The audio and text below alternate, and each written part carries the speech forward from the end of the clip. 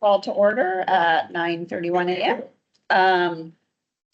So to adopt the agenda, we're just a report that we thought was going to be in closed is now in open. So I do have a motion 2025-046 resolve that the SSEA Joint Municipal Service Board approves the meeting agenda as amended, dated October 30th, 2025, and further that item 12.1, staff report 42, SSEA Agricultural and Nature Initiative update be taken out of closed session and moved to item 9.13 in open session.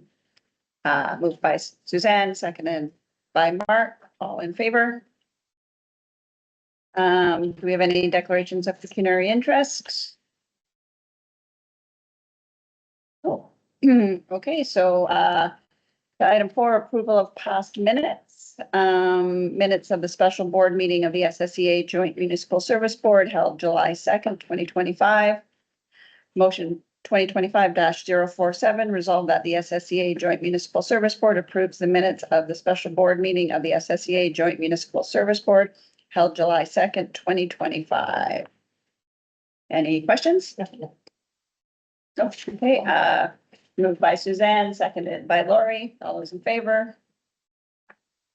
And the minutes of the 2025 second quarter meeting of the SSEA Joint Municipal Service Board held July 24th, 2025. Motion 2025-048 resolved that the SSEA Joint Municipal Service Board approves the minutes of the 2025 second quarter meeting of the SSEA Joint Municipal Service Board held July 24th, 2025. Any questions?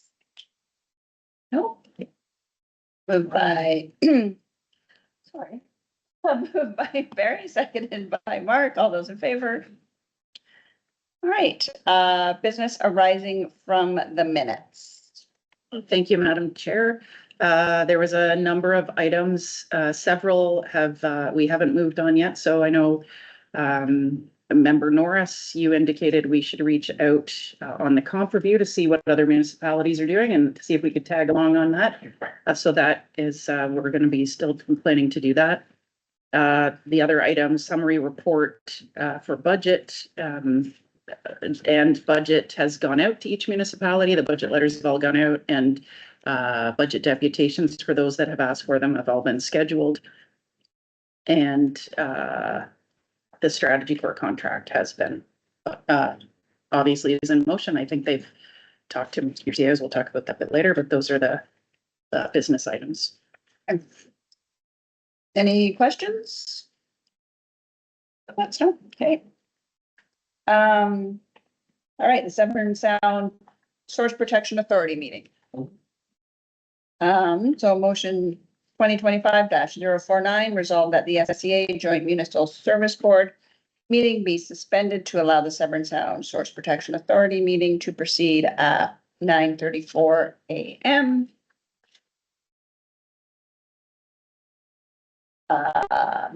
We move it now, right? Sorry. Moved by Bill, seconded by Mark. All those in favor? Right.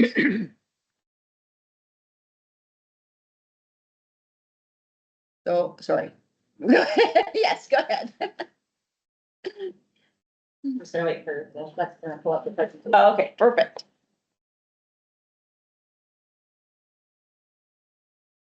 Thank you, Madam Chair. So there's a vacancy on the South Georgian Bay Lake Simcoe Source Protection Committee that we need your help in filling. Next slide, please. So the Source Protection Committee, it's a multi-stakeholder group.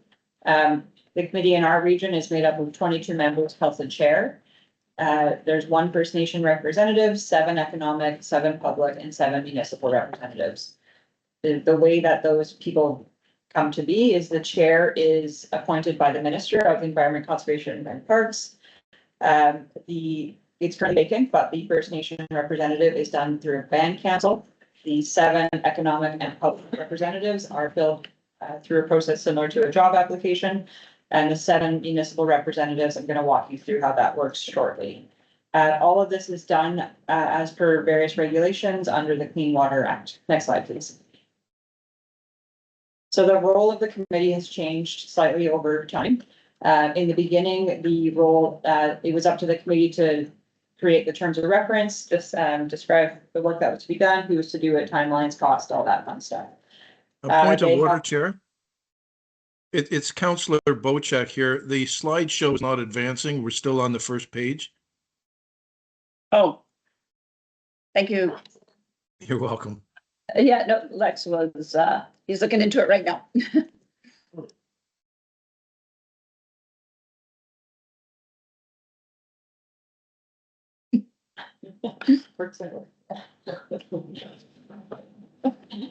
You see that? Bullets? Yes, that's great. Thank you. Okay. Very The other thing that they were responsible for was guiding and developing the technical assessment reports. So those are the very lengthy reports that make up the science behind the program. And they were also the ones responsible for creating and writing the policies in the source protection plan. Just a reminder, source protection plan, the goal is to manage existing threats and prohibit future, but the committee's job was to write the policies. Their role has switched slightly in recent years. And primarily what they're responsible for now is evaluating the implementation of those source protection plan policies, as well as conducting periodic updates to the assessment reports. So this is done through, in today's world, two main different routes. One is when water systems change, and the other is right now we're going through a very fulsome review of the plan to make sure the policies work. The province has released new guidelines, so we have to update the plan. So that's the general what the committee does. Next slide, please. So how we all work together. So the first two arrows could go both directions, but the province is the creator of the Clean Water Act. The source protection authorities create the source protection committee. The committee does the tasks that I just walked you through. And then source protection authority staff, various working groups, we support the committee to ensure they have the information they need to make informed decisions. So it's similar to council, like your staff brings items to you as a council, and then you can make decisions based on what they're bringing to you. Communications through the source protection committee to the province is done through the lead source protection authority in our region. So that's like Simcoe in our region. So it's sort of, everything's very circular. We all get there. Next slide, please. So for us, of the 7 municipal representatives on the committee, 2 of them represent the Severn Sound Watershed.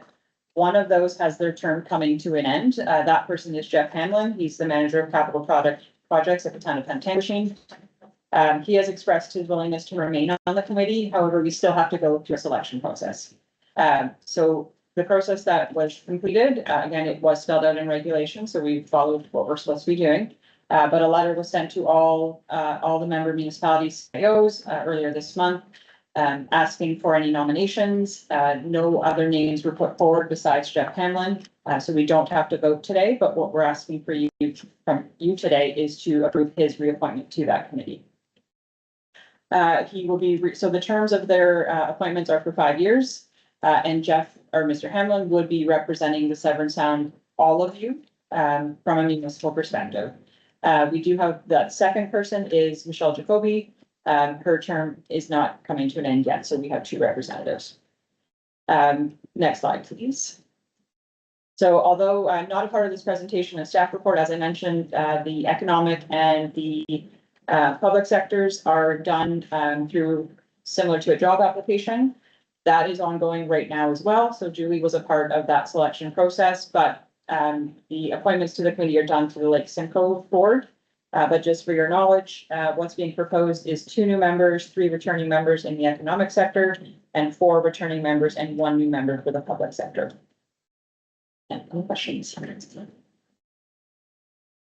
The positions that you just talked about, are the terms the same? Are they 5-year terms? Thank you to you, Madam Chair, to member Marchand. Yes, they're all 5-year terms. Yeah.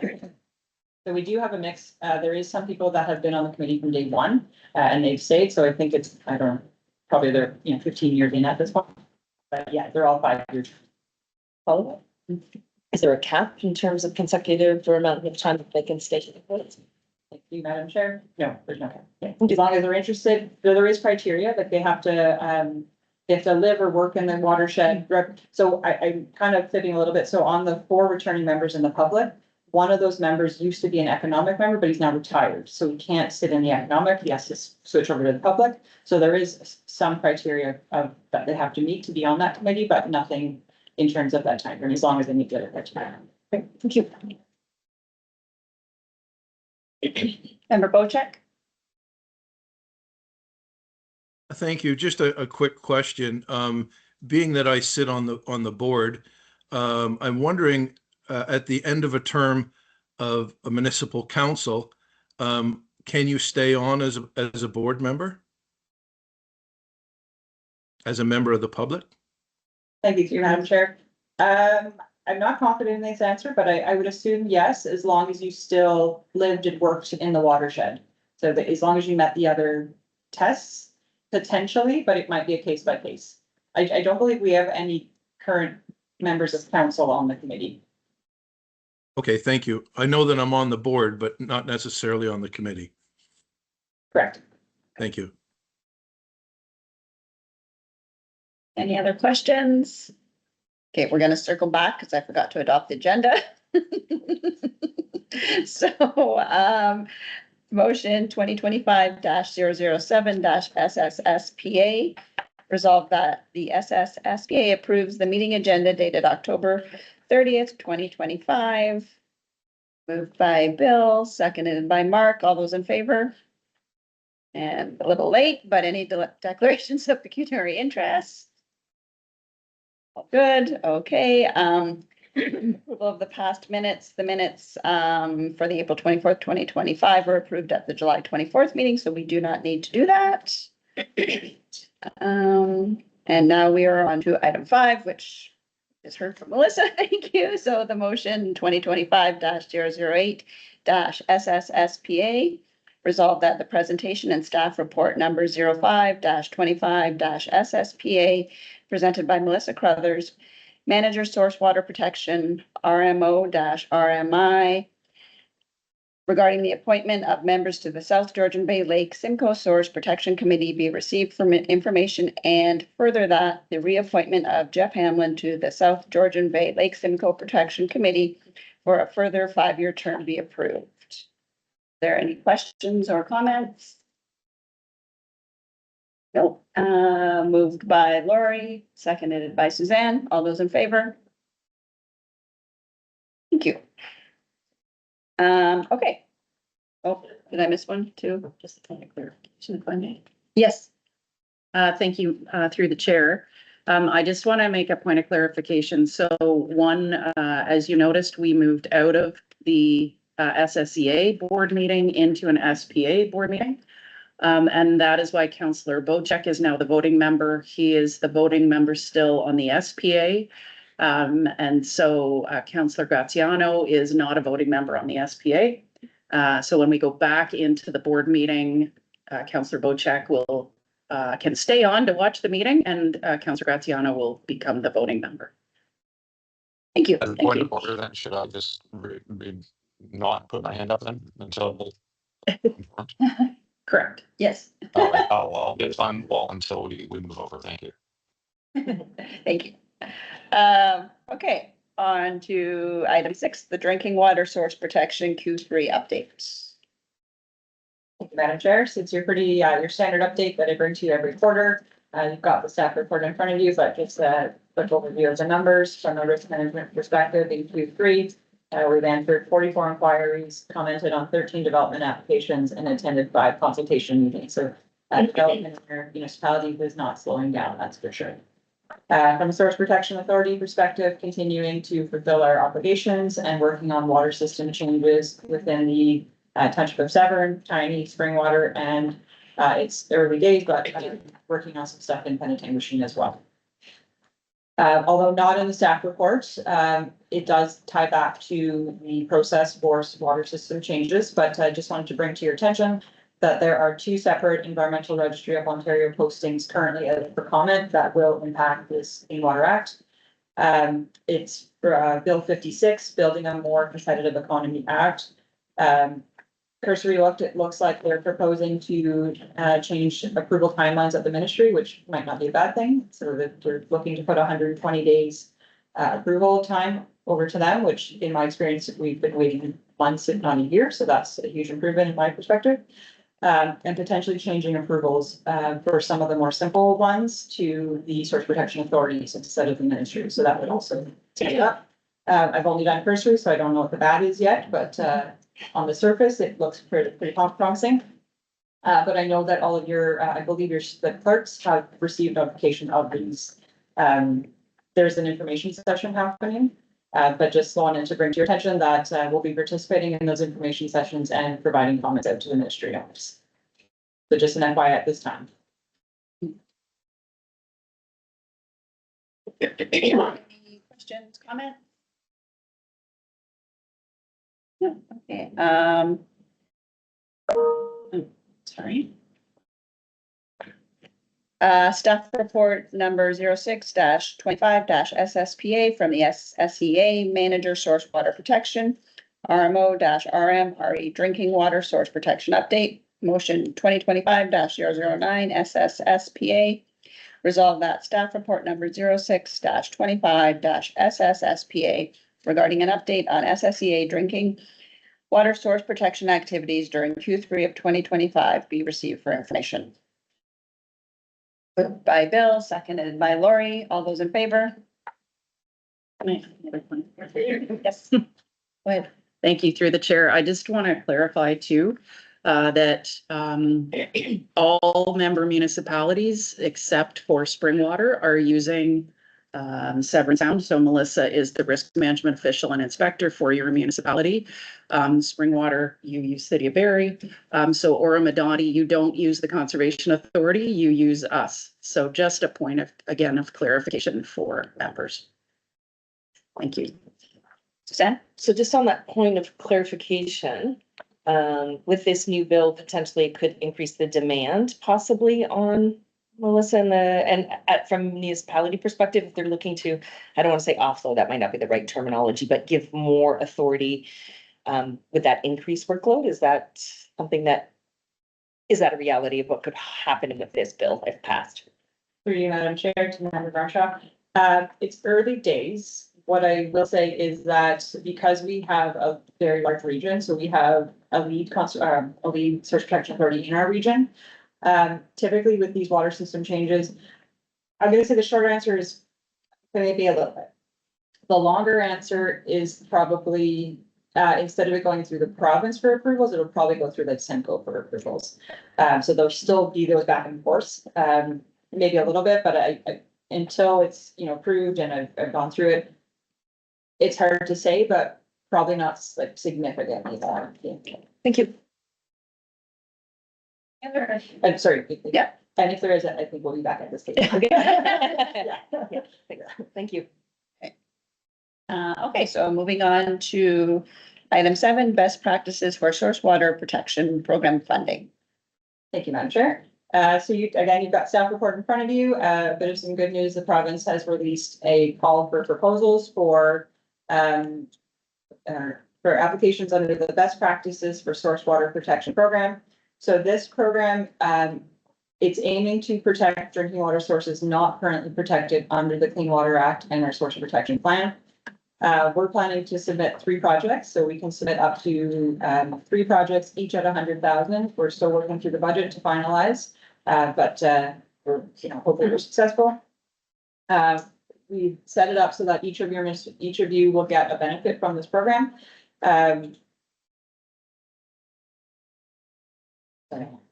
Yes, and we're looking for support. So we're looking for a letter of support from the board. So the project itself, I'm just going to read from the staff report. So the goal is to engage with properties not connected to municipal water services within the areas. So I mentioned 3 different areas. Primarily it's all the inland lakes, and then with Penetanguishene and Township of Tay, you don't have an inland lake, so we're looking at shoreline owners review. So then everyone gets something out of this program. What we're trying to determine is where are they actually getting their drinking water from, if it's not from a municipal source. So is it surface water, groundwater, where are they getting it? assessing that risk and then providing suggestions for best practices and to ensure that we have safe drinking water as well. We currently have a signed letter of agreement from the health unit, so they're looking to partner with us to make sure that we're providing credible resources out to residents.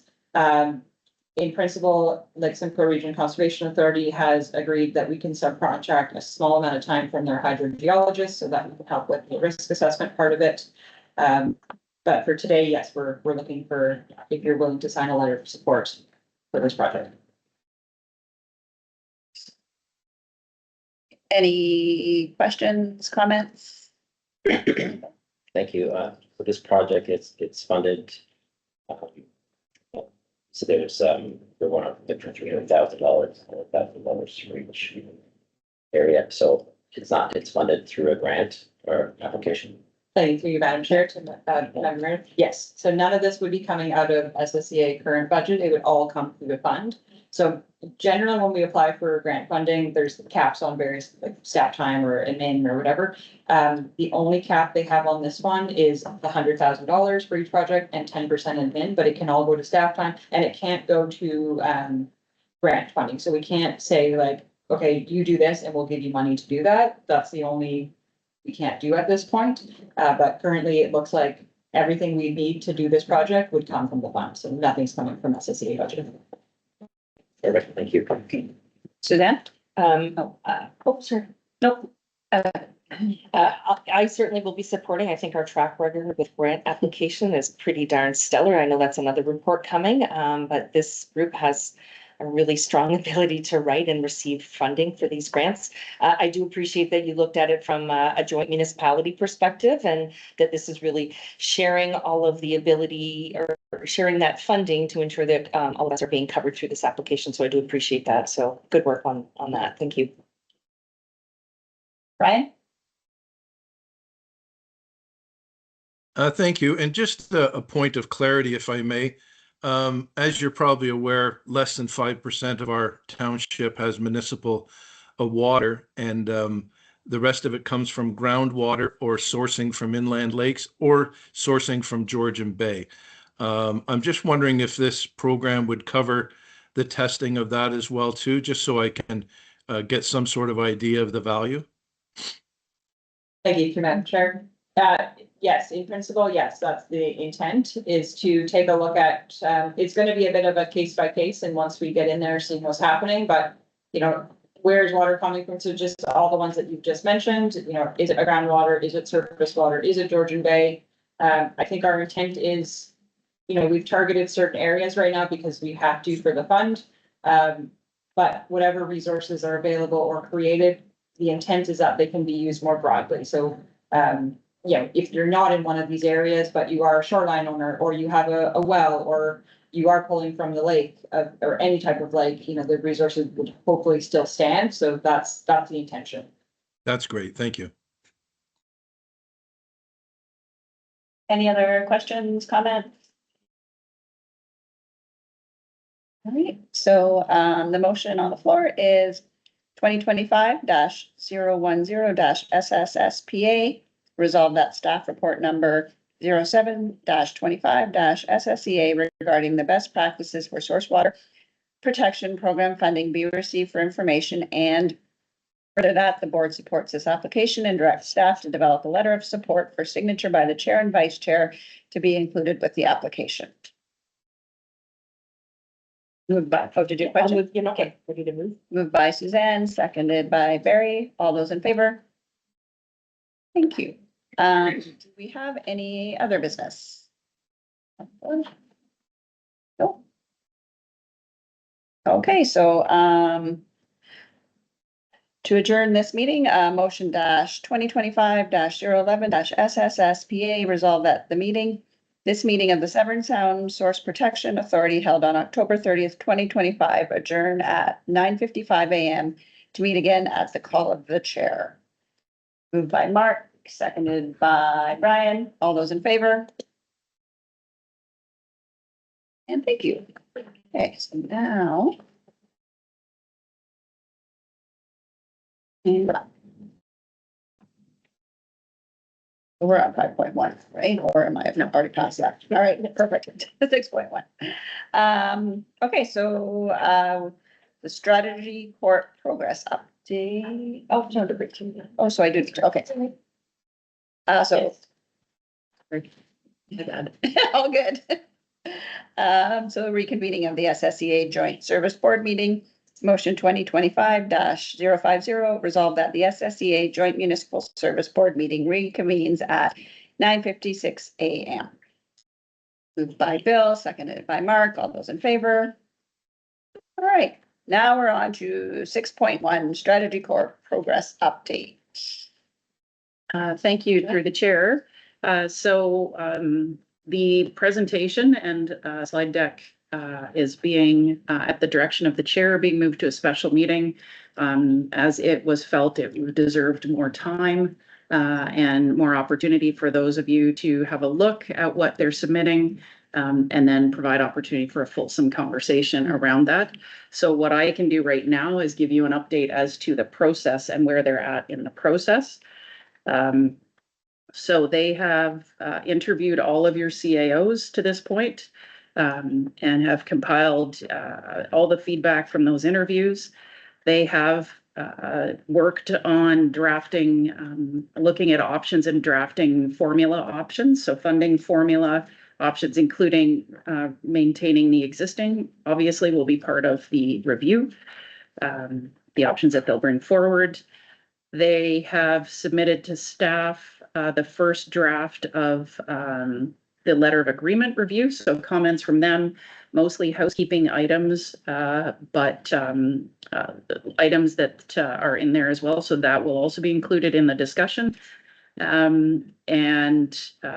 Yeah, so I think really was the direction from a chair to move this to a meeting where you could have a more fulsome conversation and they could get into a bit more detail, as it's clearly an important item for the organization and our future. Thank you. I'm happy to answer questions if I can. Sorry, the one thing I forgot is I haven't heard from any of you that they've reached out to you directly.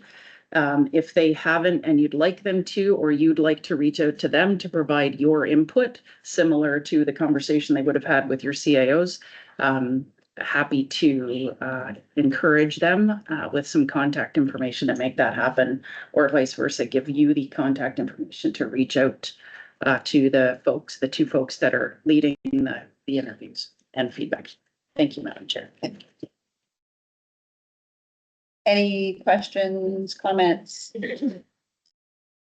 Just a quick comment. I do appreciate that we are going to have a separate meeting because I think we'll probably have lots of dialogue and want to be able to really have a fulsome and give it the due time and consideration, given that this is something that, you know, certainly us as a board have requested. And we know that this has been kind of on the, not back burner, but it's really been in, you know, front and center for a few years now. And so I do appreciate, so I'm really hopeful. I know that, thank you, Nicole, for sending out a doodle poll to make sure that we had some availability and trying to get that done in the next couple of weeks. But I really do appreciate that it's an opportunity to have a really fulsome conversation through that process, and just also having Strategy Corp do a meaningful presentation and allow us to ask all those questions that we want to ask. So just my comments on that. Thank you. Go ahead, Barry. Quick question, Julie, what were you able to renegotiate through the for the contract on? Thank you, through the chair. We stayed under the limit you set for us. So I'm assuming they'll come in at the limit. They're usually pretty good at that. Any other questions, comments? All right. So motion 2025-051, resolved that the SSEA Joint Municipal Service Board receives the SSEA Executive Director's update on the progress of the Strategy Corp SSEA agreement and funding formula third-party review as information. Moved by Suzanne, seconded by Mark. All those in favor? Great. That presentation now.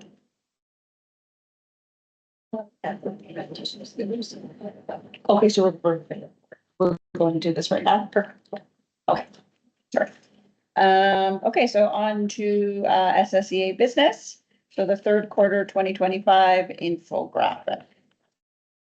Thank you through the chair. So you have the infographic in front of you and it's a very busy quarter for us in the field. So you see a lot of activity in the field. We've shifted the order a little bit because we thought like the highlights were pretty cool. So we put them at the front. And it's a bit, longer than it can be sometimes. So I would strongly encourage you, if nothing else, that's something that you share or make sure your councils see and share with your councils. Nicole does share all of the package and a summary of what's happened with council, with your clerks after these meetings. But I would encourage this document is one of the more sort of succinct and to the point ones that show some of the activities that, staff and council might be most interested in. And if you'd like it as a separate document, we usually send that to CAOs, but happy to send to each of you as well as a separate document that you can share. That would be great if you could, that could be done, Yeah. please. Thank you. That's it for the update. Okay, any questions? Go ahead, Suzanne. Oh, I always have a comment. I just, this does reflect July, August, September. This is a significant amount of time and work being done throughout the summer. I was really pleased to see some of the social media work that was done with MP Chambers. He is such an advocate and great supporter of the SSEA and always has so much fun in doing what he does. It's really great to see. Danielle and I had a ton of fun in our hip waders looking and learning about the crawfish piece. I really had so much fun that day. I almost want to change my career and just know that I could wear those. But I do really appreciate that you continue to invite us out and for us to go out into the field. I think it's so important. And I kind of brag to council that I get the cool committee because I get to go out and play in the water and look and learn about these things. And I sent pictures to my kids and they're like, where are you right now? And so just really good work being done in this, you guys were so busy. There was so much great stuff going on this summer. I just really want to just say thank you on behalf of the town of Penetanguishene, and I just think for all councils of this great work that's being done. And I love a good infographic and it's tangible. There's a lot of great information and really well, easy to kind of to navigate and go through. And the other piece too, the open house was a really great success as well.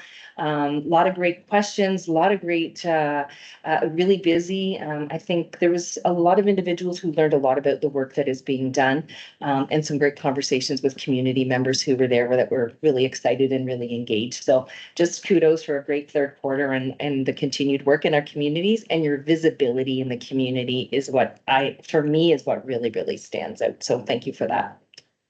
Thank you, Suzanne. Any other comments, questions? If I have one. Yeah, go ahead. Thank you through the chair. I just want to mention too, I know it's a group effort, but the infographic is clearly new to us this year. And I'd like to thank Paige, who's at the back of the room. Paige is the one who's taken the lead, and is the one who has to come to me when I go, I don't understand what this is. Or I don't like that little mark there. Could we have a different diagram? So thank you, Paige. Thank you. It's great.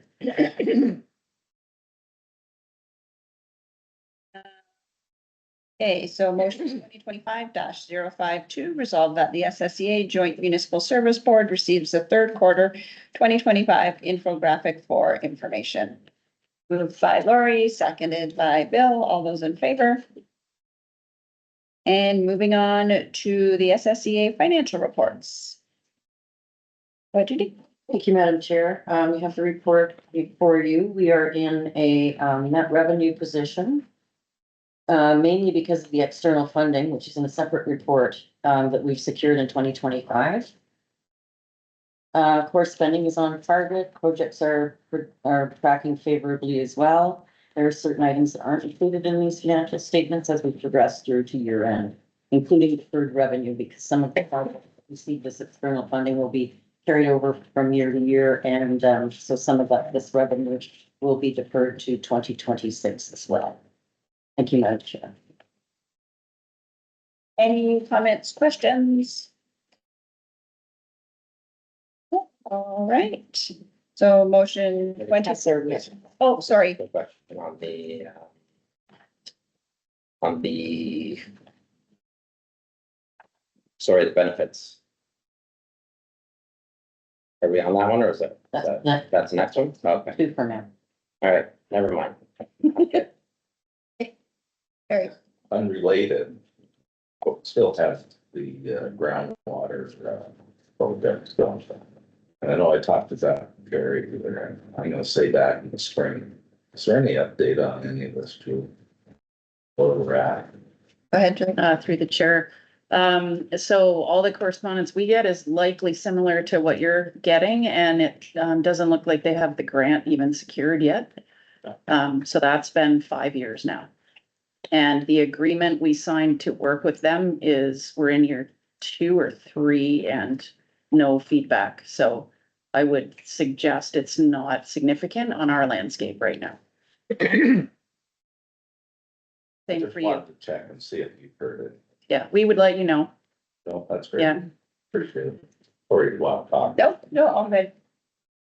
Okay, so motion 2025-053, resolve that the SSEA, resolve that staff report number 27-25-SSEA regarding the 2025 third quarter draft financials be received as information. Moved by Suzanne, seconded by Barry. All those in favor? And moving on to status of 2024 audit. Thank you, Madam Chair. I received an email from the treasurer for the Township TAG, it's our treasury municipality, saying that 2024 audit is in process and they're finalizing things on their end at the moment.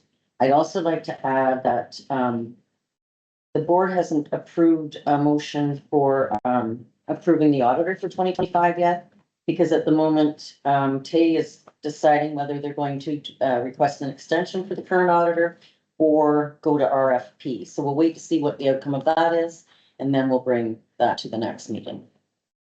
Thank you, Madam Chair. Any questions on this piece? Nope. Okay, so the motion 2025-054, resolve that the verbal report provided by the SSEA Financial Services Coordinator be received as information. Moved by Mark, seconded by Lori. All those in favor? And moving on to employee group benefits renewal. Hi, Judy. Was that not you? Yeah, so Oh, yeah, sorry. Go ahead. thank you, Madam Chair. You have the report before you. For the first time in many years, we're experiencing an increase in the employee benefits. And it's mainly because of the dental usage. So I'm hoping that we can absorb that in the 2026 budget, because I did do increases for, I did not include increases for the group benefits because we'd experienced so many decreases over the years, but I did include increases for other related deductions like UI, CPP, and WCIB.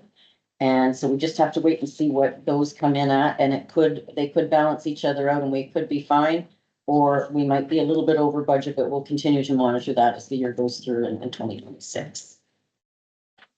Thank you, Madam Chair. Okay. Questions? Go ahead, Bill.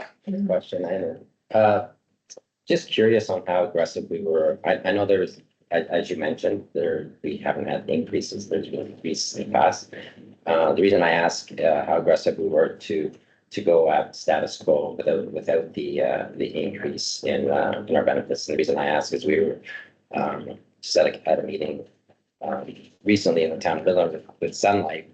We were able to secure the same level of costs, but increase the level of our benefits through Sunlight. So just wondering, in that conversation you had, or was there a negotiation, or how aggressive you were to stay?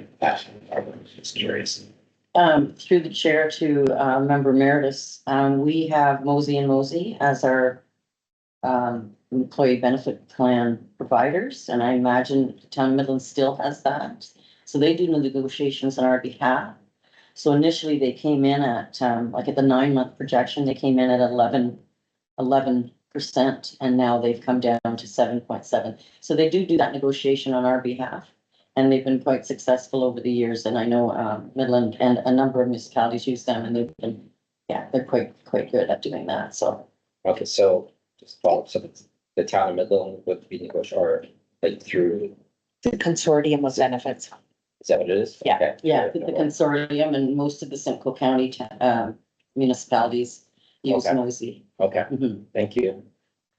Sorry, for me to interject. It is, so it's a larger pool when you go out to apply, but your own personal experience as under those benefits still hit your rate. So it's not that the benefit, just for clarity, and Judy, if I'm out of line, the dental benefit is not increasing. It's just that there's been a higher utilization of the dental rate, and therefore the experience is more based on this group, and then your rate goes up. So that's how the consortium, they work in a big pool, but then they go back and look at your group of employees and the utilization, and there's still a different impact on your rates based on utilization. So it's not increasing the dental benefits, it's benefit status quo, but it's been highly utilized, which is a trend in the industry post-COVID we're seeing, because there was none in for almost 3 years in dental. And we're starting to see certain spikes in certain services because things are back to normal from that perspective. But just wanted to ask for clarification. This isn't an increase of benefit. It's because the benefit's been utilized. That's correct. Thank you. Couldn't have said it better myself. We used to work together. Any other questions, comments? Okay, so motion 2025-055, resolve that staff report number 29-25 regarding the annual renewal report for the SSEA Employee Group Benefit Plan from Mosey and Mosey be received as information. Moved by Suzanne, seconded by Mark. All those in favor? Right, moving on to number 8, presentation. Michelle. Good morning. Thank you, Madam Chair. Good morning, everyone. Just waiting for the slide deck to load.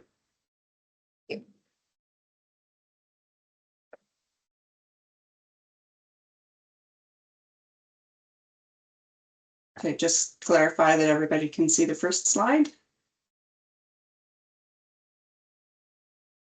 Yes. Yes. Great, thank you. Thank you. Next slide, please, Lex. So I'm going to present on habitat and stewardship updates and highlights. Just checking that everybody sees slide number 2. Spring tree planting projects.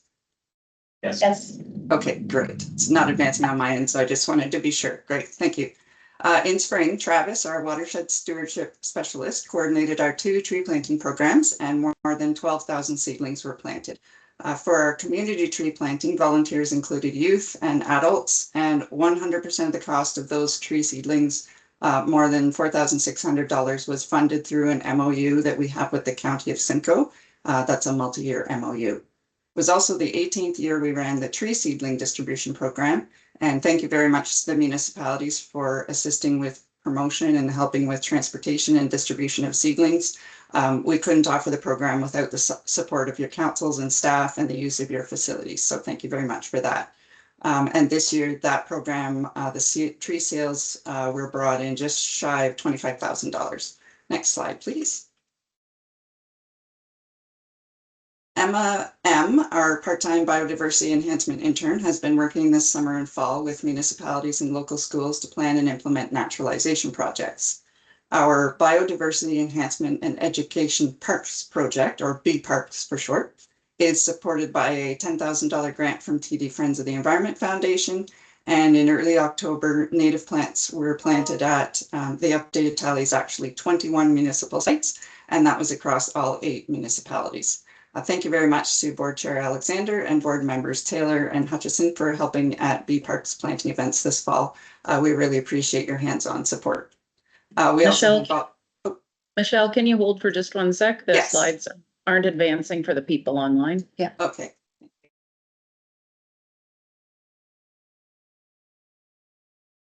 Can you see it now? Yes. Next slide. Yes, that's, yeah, the BParks and seed slide is perfect. Thank you. Okay, and just confirming everybody online sees it as well. Great, thank you. Thank you. ahead. We also had some volunteers, including the Tay Horticultural Committee that helped out with the Bee Parks project. The Severn Sound Engagement and Education, or SEED initiative, was a recipient of a $25,000 grant from Commonwealth Mutual Insurance Program. That was over 2 years, so that is ending this year. But we also received an $800 grant from Pollinator Partnership this year for plants. And there's over 1,000 native wildflowers, shrubs, and trees that either have been or are going into the ground at 5 schools between this week and next. Next slide, please.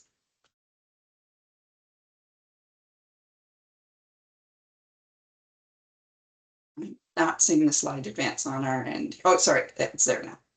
Patrick, our invasive species program coordinator, and Emma Y, one of our summer students, were out monitoring for and documenting invasive species, or IS as we call them, at municipal properties like parks and stormwater management ponds, and in streams and lakes in your municipalities. As a child, she was very bright and inquisitive. Someone have an auto book on? Her family Just 1 second, Michelle. Okay, thank you. opportunity for her to go to school. However, she applied us. I don't have that type of, so don't look at me. I hope. I'm shutting mine down. Just make sure it's not me. Councillor Thomas support her. But she could receive a blessing. Bill, I think it's your laptop. My laptop? Yeah. I'm turning it down anyway. I think so. I'm not even online here. Oh. Oh. There it is. It's good. Well, they'll spook out in here. At least we don't have the top show us. She lost. Oh, I can't stay out here. It sounds like an audio book. Don't pocket down. There's so much. Either that or wall. That's staying I got in pocket our dial somebody. house or in the small gardens around it. There I don't know where, oh, it's right up here. Yeah, was that? I think we got it. I turned it off. Okay, Okay, I think Where's we're that good thing? to Technology is great. Gee, Barry. Sorry about that. Yours is white. Carry on. Carry on, go ahead, sorry. Okay, thank you. Shall I just carry on sort of where I left off?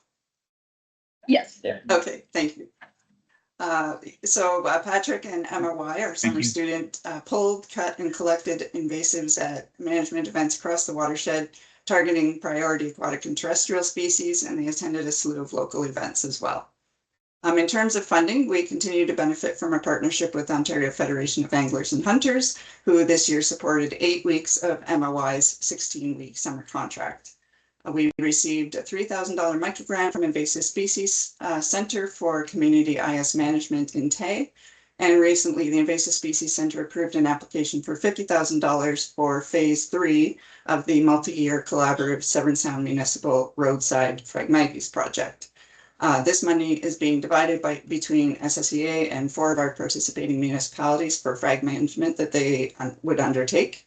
The municipalities are required by the funder to sign the agreement, and the timelines are short. However, the fund is multi-year, and it's anticipated that any work completed this year puts us in a better position for future funds, and there's a potential for member municipalities to access funds for frag management in 2026.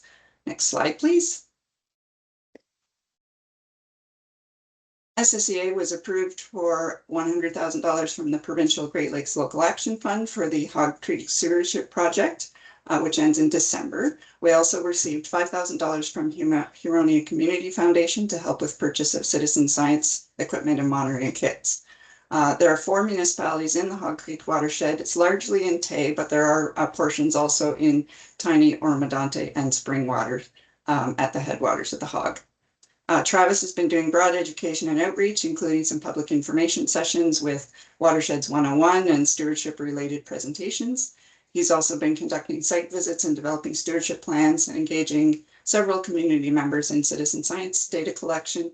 And through the funding, we are supplying goods and helping to coordinate volunteers for planting and seeding native species to improve stream buffers, enhance biodiversity, and provide habitat for pollinators. More than 1,000 bare root seedlings were planted in spring. Thank you to Vice Chair Marchand for planting with us. And we have some fall planting happening over the next few weeks, and we'd love to have some additional board members join us. So please just reach out if you're interested, and we'll provide the details. Those are on private properties, so we're not advertising the actual address on our social media, but that would be provided to anybody who gets in touch to let us know you'd like to attend. For this project, we anticipate that a successful pilot project will help to build a strong case for funding applications to expand the project to the rest of the SSEA area in future. Next slide, please. The Dock to Dock project was an experiment for this year. We wanted to promote healthy lakes by connecting with the Bass, Orlane, and Orlake communities at their lake, and to provide education, information, and free resources. Thank you to the staff from Oro-Medonte, Tiny, and Springwater, and to the lake associations for their support and help with promoting the initiative. We primarily used summer staff, and we conducted on-lake visits with people in July and August, with folks that booked a visit in advance, or with people who just flagged us down when we were out on the lake by boat or canoe. We helped answer a wide variety of questions about water quality monitoring, shoreline naturalization, invasive species, and we left participants with a goodie bag of resources and a native seed mix. We also hosted a one-day educational booth at the Bass Lake Boat Launch, and that was to provide lake users with the opportunity to come to us and interact with our staff and learn about things like our water quality monitoring equipment through a demonstration. We built some momentum through this project, and we certainly have some ideas to improve and further develop it in future, provided there's additional resourcing to support it. SSEA has a history of working with the agricultural community, but there's still lots of opportunities for water quality and stewardship projects on farms. We've been applying to a number of funds over the years, but in February, we applied for a 3-year project to the Resilient Agricultural Landscape Program, RALP for short, the Marginal Lands Initiative, which is funded in part by the governments of Canada and Ontario under the Sustainable Canadian Agricultural Partnership, a 5-year federal provincial territorial initiative. This funding program is administered through Conservation Ontario, and we were approved for year 1 of our Agriculture and Nature Initiative. Although the funding is up to $113,000, there's a considerable number of conditions for both SSEA, but also for participating farmers that are potential challenges to implementation. However, it's the most substantial funding we've received in recent years specific to farm projects. And there's also potential for additional funds moving forward. So we are participating this year as a trial as our capacity allows. And at the end of this month, which is tomorrow, we are required to reapply for years 2 and 3 of the project. And also on the horizon is a fish habitat enhancement project downstream of Block 45 and Bayview Dam at Port Severn. This area is a known spawning site for walleye, lake sturgeon, and other native Great Lakes fish. But the habitat has been subject to significant human alteration over time, and that's made it less productive for fish spawning. There is interest from a wide variety of groups and organizations in improving the habitat, but there's a need to collect some additional data and to assess that to complete a phase 1 of a project, which would be a feasibility study and early restoration and enhancement design plans. SSEA is interested in being the lead organization for that, since it's a fairly significant area for fish community in Severn Sound, and we're exploring potential sources of external funding to support the project coordination and management. Next slide, please. SSEA is always on the lookout for funding opportunities to support both our core work and special projects, including our habitat and stewardship projects. Just before I wrap up, I also want to acknowledge that our suppliers of native plants have provided discounted or wholesale rates to us, or donated stock outright to be used for planting and naturalization projects, and we're really grateful for their support. That's a rundown of the stewardship and habitat activities. I'm happy to take questions. Thank you, Michelle. Any questions, comments? Suzanne? Just a quick question, the new dock to dock program and project that was done, you said some individuals had booked in advance. What was that number like? And do you feel optimistic that it'll continue to grow? Yeah, it was a relatively small number of engagements, direct engagements that we had through the project. I think it's, we certainly could do a little bit of additional work to promote the initiative. Some of the lake associations took a little bit longer to send the information out to folks. But the conversations we had with people were typically quite meaningful. And so we think there's definitely some room to grow the program. We also had some conversation with folks and talked about the idea of perhaps not just doing the on lake visits, but maybe even just doing a site visit, a drive up to their house.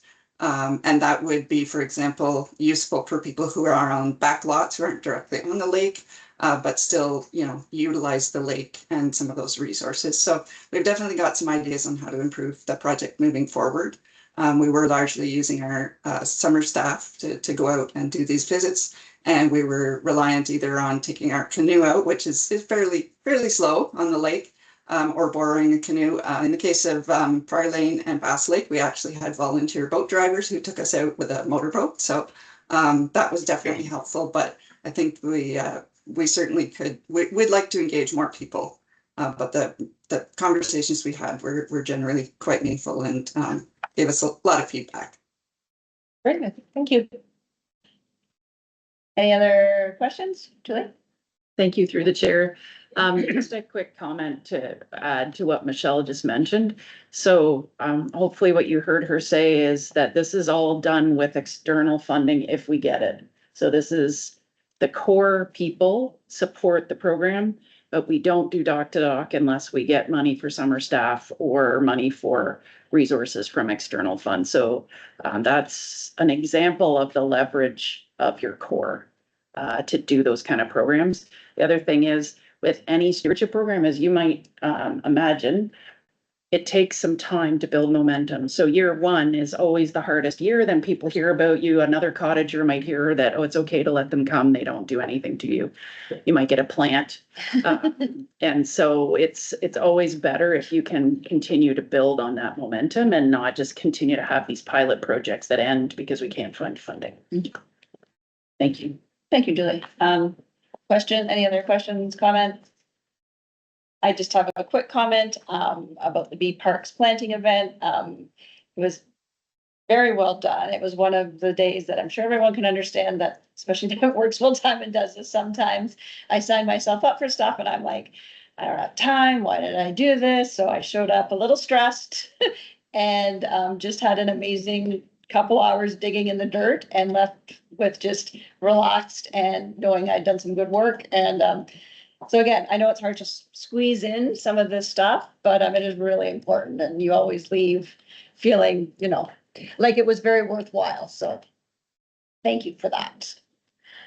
Okay, so, oh yeah, go Yeah, ahead. I had the privilege of planting with Mr. Main there in Coldwater, so I got my hands and knees dirty. Good stuff. Did he rap for you? We were singing. Oh, he was, yeah, that's right. He was my tree planting buddy. There was never any dull conversation. We had some good chats. Good stuff. Okay, so motion 2025-056. Resolved that the presentation regarding habitat and stewardship updates presented by the SSEA Manager of Watershed Resilience be received as information. Moved by Mark, seconded by Barry. All those in favor? All, pardon? Oh, Can you see Kristian put his hand up? okay, we're good. Are you voting yes, Kristian, or did you have a question? Sorry. You're good? Okay. Okay, moving on to climate risk and resilience. Jennifer. Thank you, Madam Chair. My name is Jennifer France, and I'm the new staff at SSEA. I'm the Climate Risk and Resilience Specialist, and I'm working on this project with John May. Always lies.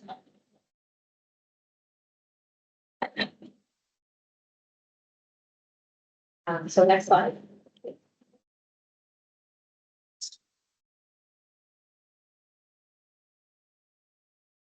Yeah, next.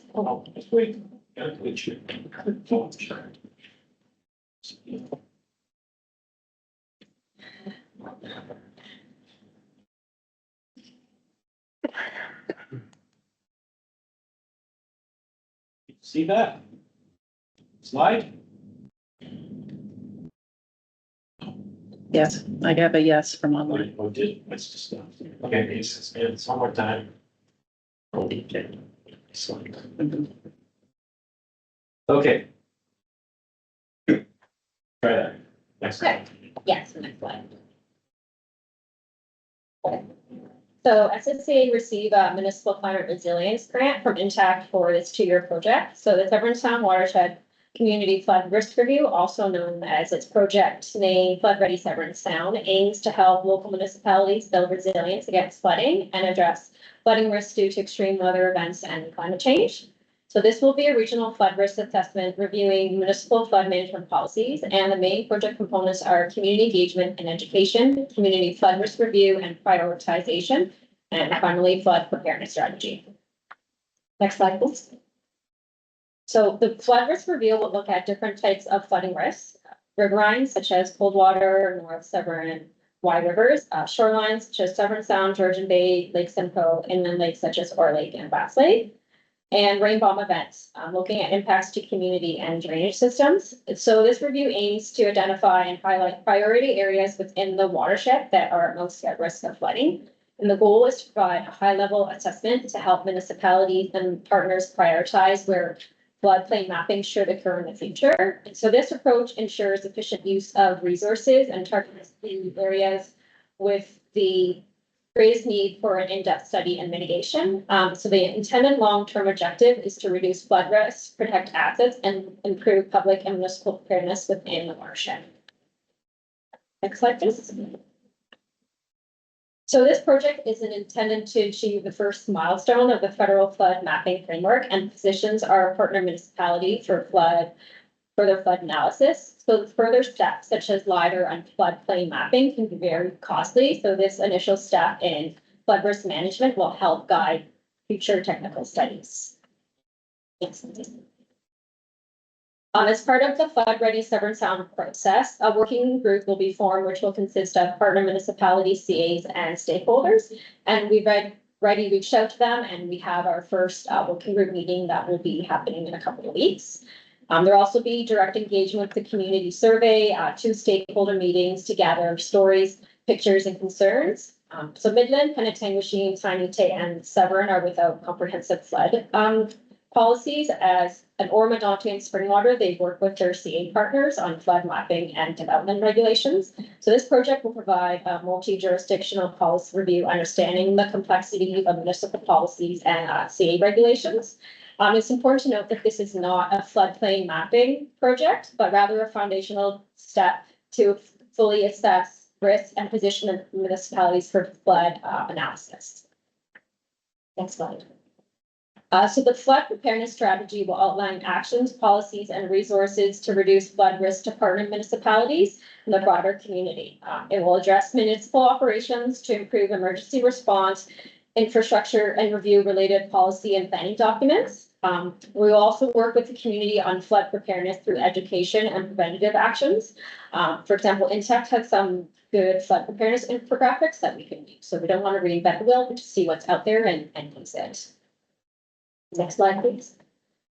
So here's just a quick review of some flood events in the news within the last 10 years within our member municipalities, which includes riverine, shoreline, and urban flooding. So the first example is the Trent Severn waterway, where Parks Canada monitors the water levels.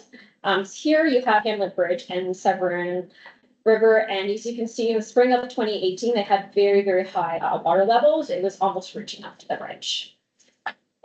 Next slide. So this is an urban example in Penetang in July 2018, and you can see that Main Street was hit with this big rain event during road construction. So there's this extra level exposure with lots of rain causing erosion and washout, and they're pretty much hit when they're least expected, the most vulnerable. The road is ripped up, and John mentioned there's just a video of just the machine just sliding down. So that's an example. So the next plot 8 is, this is an example of flooding in Severn and Lawson Line in June 2019. So this is where North River meets Coldwater and it's going out to Matchadas Bay. Here you can see just flooding on the road, you know, car in the ditch. So, and the next slide, this is an example of a sesh in Victoria Harbour and Tay Township. So these strong winds, and you've got really high water levels in Georgian Bay. In 2019, it caused flooding. So it's like no rain was involved, but rather the wind pushed the water levels even higher, and that caused flooding and a lot of issues. So there's lots of stories from residents about the impacts of the storm. This is just an interesting example. An example from the 90s where water levels dropped by 1 meter, exposing old lumber and logs. So the wind blew the water out, and just as, you know, water levels can rise, this is an example of how water levels can drop. So this discovery is part of the remedial cleanup efforts in the harbor. Next slide. So, you know, the ice storm and the 15mm rain event this past April, the example of localized flooding and a good example of just cascading failures due to compacting weather events. So, you know, with the ice storm and the rain, it just puts streams over capacity. You've got large wood debris in the river, you know, no power, no sub pumps working, you know, that can create flooding issues. So, you know, with Tiny and the Wye River passing along under County Road 6, you have the water almost coming up to the bridge. In the middle picture, you know, at the village of Coldwater, you've got wood debris from Coldwater River. You can see the machinery. It had to remove these logs and just to avoid the log jamming up the river and causing flooding. And then finally, there's a picture of a road closure at Lower Big Chute and Steel Line due to flooding. Thank you, Jennifer. Any questions, comments from anybody? One sec here.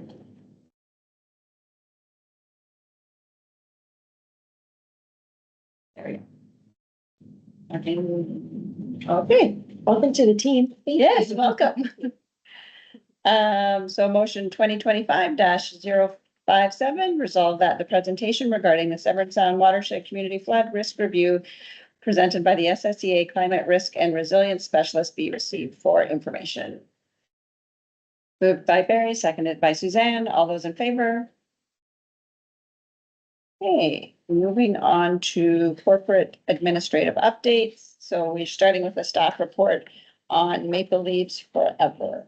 We can do the staff report first and then the presentation, okay. Thank you, Madam Chair. So we actually have Deb Pelikine here with us today from Maple Leaves Forever. So I think it would be more interesting than me telling you what's in a staff report that you have in front of you to have Deb just speak briefly to the organization and the resolution in front of you today. Thank you. Good morning. It's Deb Pelikine. I'm the Executive Director of Maple Leaves Forever. I'm just going to do a mic check. Can everyone hear me? Yes. Yep. Thank you. I really appreciate the opportunity to speak to the Severn Sound Environmental Association and its board. I work for a gentleman that just celebrated his 95th birthday. His name is Ken Jewett, and he is the founder and funder of Maple Leaves Forever, our charity. We have advocated for the planting of native Canadian maples for over 25 years now. His story started with a purchase of a farm in Walma Township, where he wanted to plant some native maples along his laneway. And he went to a local tree nursery and asked, "Where do you get your trees?" And he was really surprised to hear that this nursery and most tree nurseries across Ontario source their native maples from Oregon. And they were not sourced and grown in Ontario. With that, Ken became an early promoter of Made in Canada for native maples and established our charity, Maple Leaves Forever. So we have worked over the years to engage over 20 tree nurseries that will commit to grow seed source native maples to sell to landowners and organizations such as yours. I'm expecting that most of the 12,000 trees you planted last year were all native, and definitely the ones that were maple were native maple.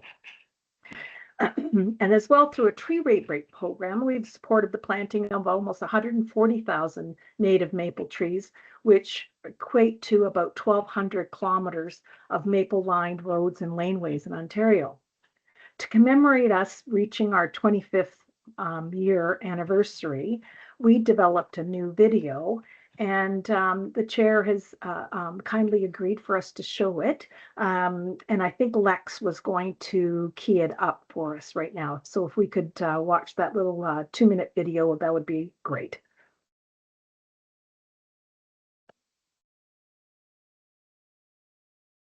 Everyone see this actually started video?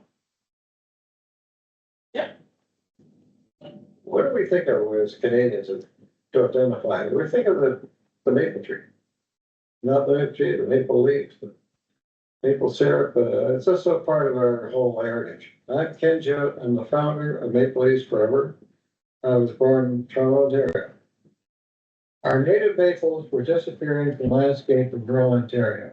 I saw this happening and made a pledge to try to stop this. In the late 19th century, farmers planted roadsides and laneways with maples dug from their woodlots in return for government incentive. This gave rise to a legacy of lines of maples and other hardwoods bordering rural roads and dividing farm fields. Many of these trees have died. We're working on replacing them with native Canadian maples. My name is Rob Keane, I'm a registered professional forester of over 42 years, and very proud to be the director of Maple Leaves Forever for now over a decade. Certainly when we see a lot of landowners are looking at planting new trees on their property, sometimes they want to plant the tree with a nice purple leaf, like a Norway maple. I've seen firsthand where Norway maples have been planted close to a forested area, and they completely infiltrate that forest and stop the natural regeneration of native species that would normally be moving into that particular forest. And they really do have a very negative impact to our overall ecosystem. My name is Deb Pelican, and I'm the executive director for Maple Leaves Forever. We have an incentive program for landowners where if they choose to plant native maples, we will provide a subsidy. We now have over 1,200 kilometers of native maples planted along roadways and laneways in Ontario. The maple leaf is Canada's national and arboreal symbol. As such, we should encourage the planting of native maples in this country as a symbol of national pride and identity. If you'd like to learn more about native maples, their care, and our subsidy program, you can visit mapleleavesforever.ca. Thank you, Lex. That's great. So the focus on native maples is important, especially when you see the huge environmental impacts of non-native species like Norway maple. And cultivars, which are like, I'm sure many of you have heard the term autumn blaze, which is a cultivar of a native maple, but it has very low biodiversity value. So native maples have really been developed over the millennium in this region. Wildlife have adapted to use them. They are better suited to grow here. They require less water, fertilizer, more resistant to pests, disease, and weather events, such as ice storms that we've been seeing over the years. The thousands of kilometers of roadside maples, like the ones in my background here, that were planted in the 1800s are certainly testament to their resilience. So we'd like to expand our impact. And so we established a community honor roll.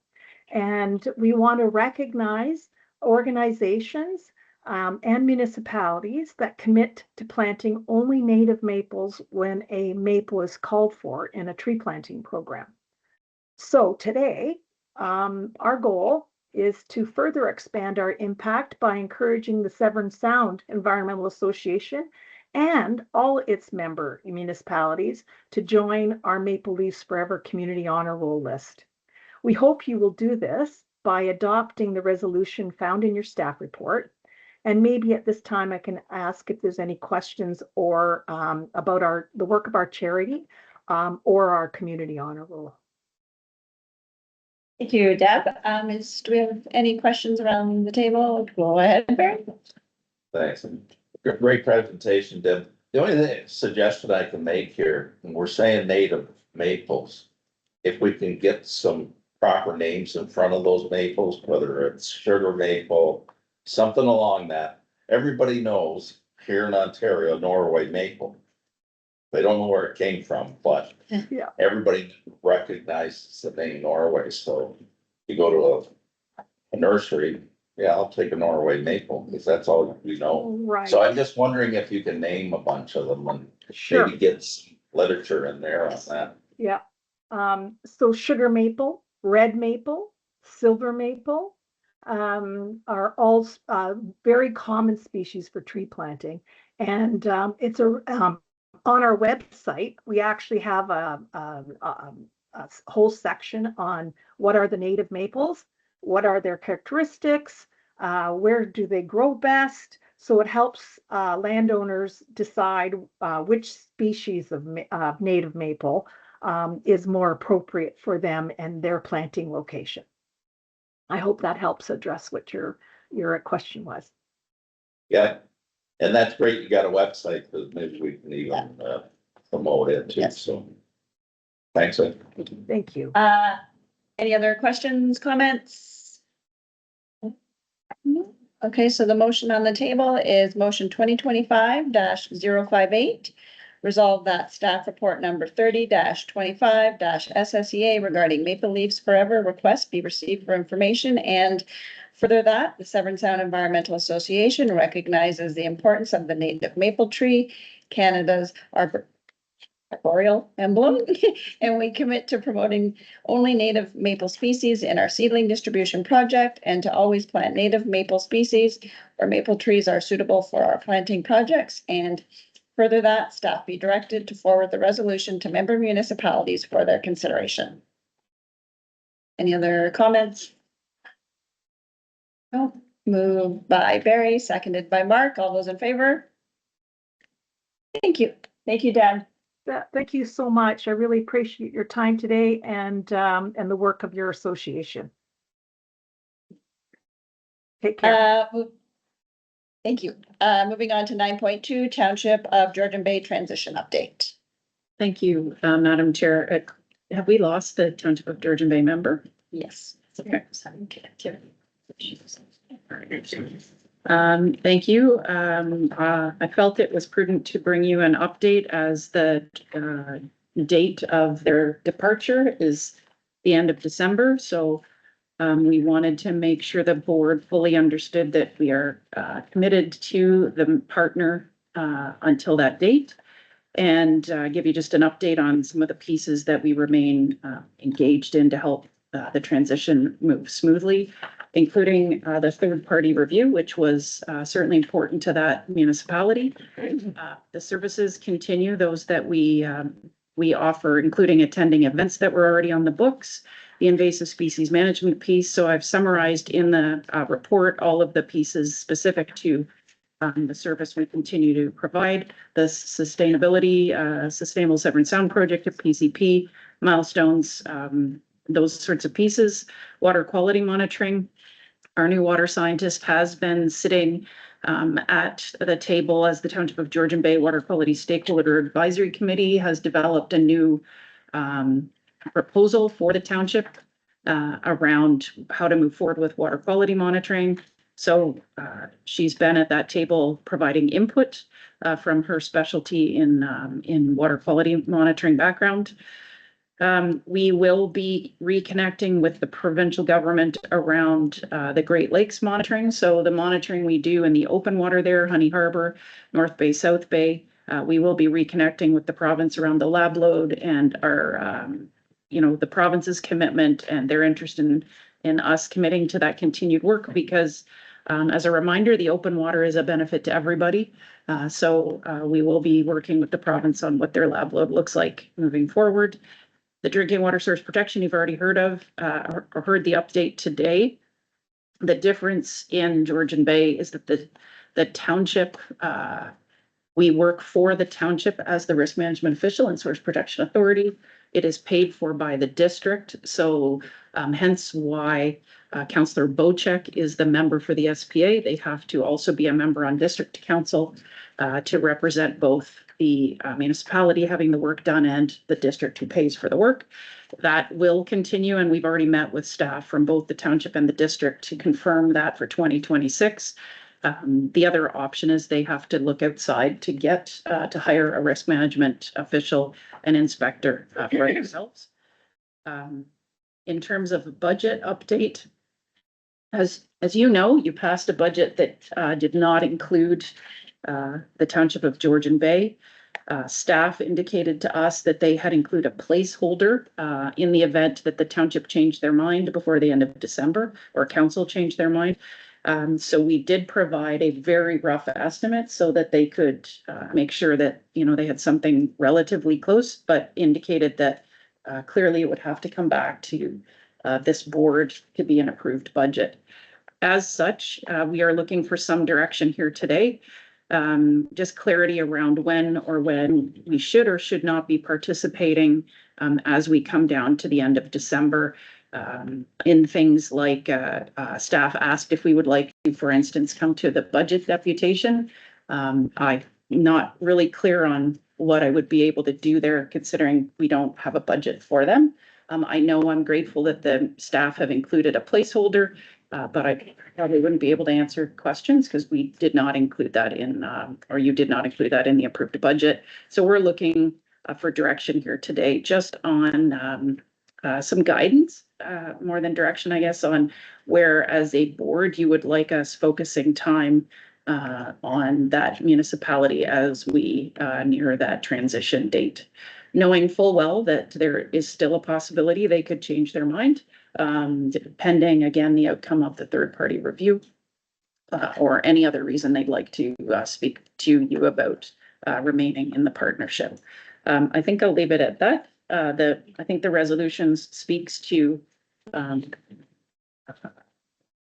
just the acceptance of the report, but really would look for some guidance on where we should or should not be participating, or if it was, you know, board participation or what that might look like. Thank you. Thank you, Julie. I'm going to open it up for questions, comments on this piece.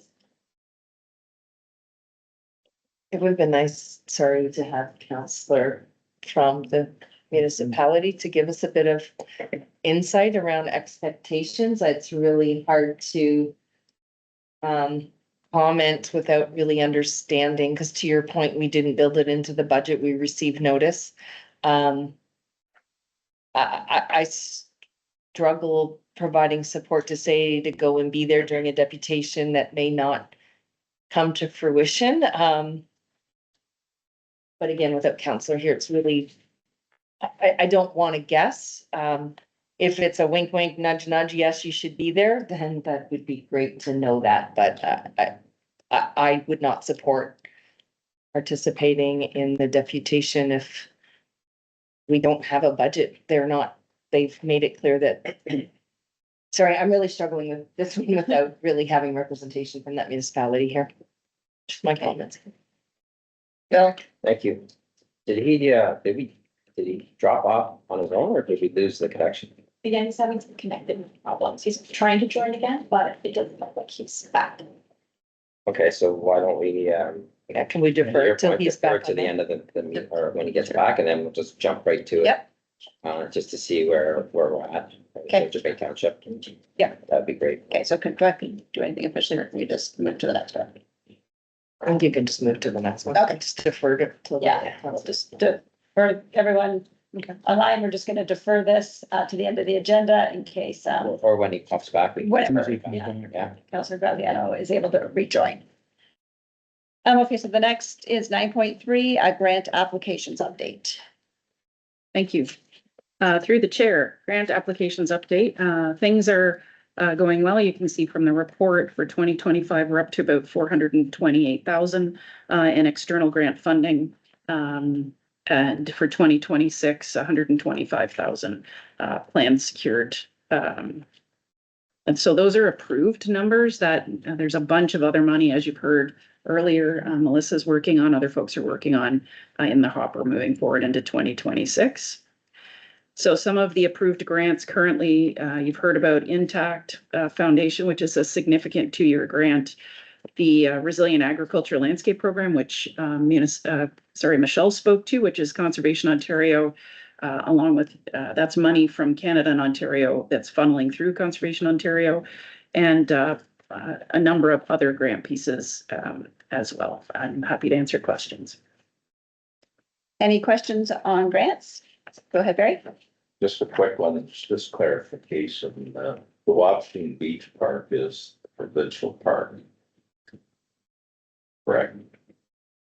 Through Chair, I don't know.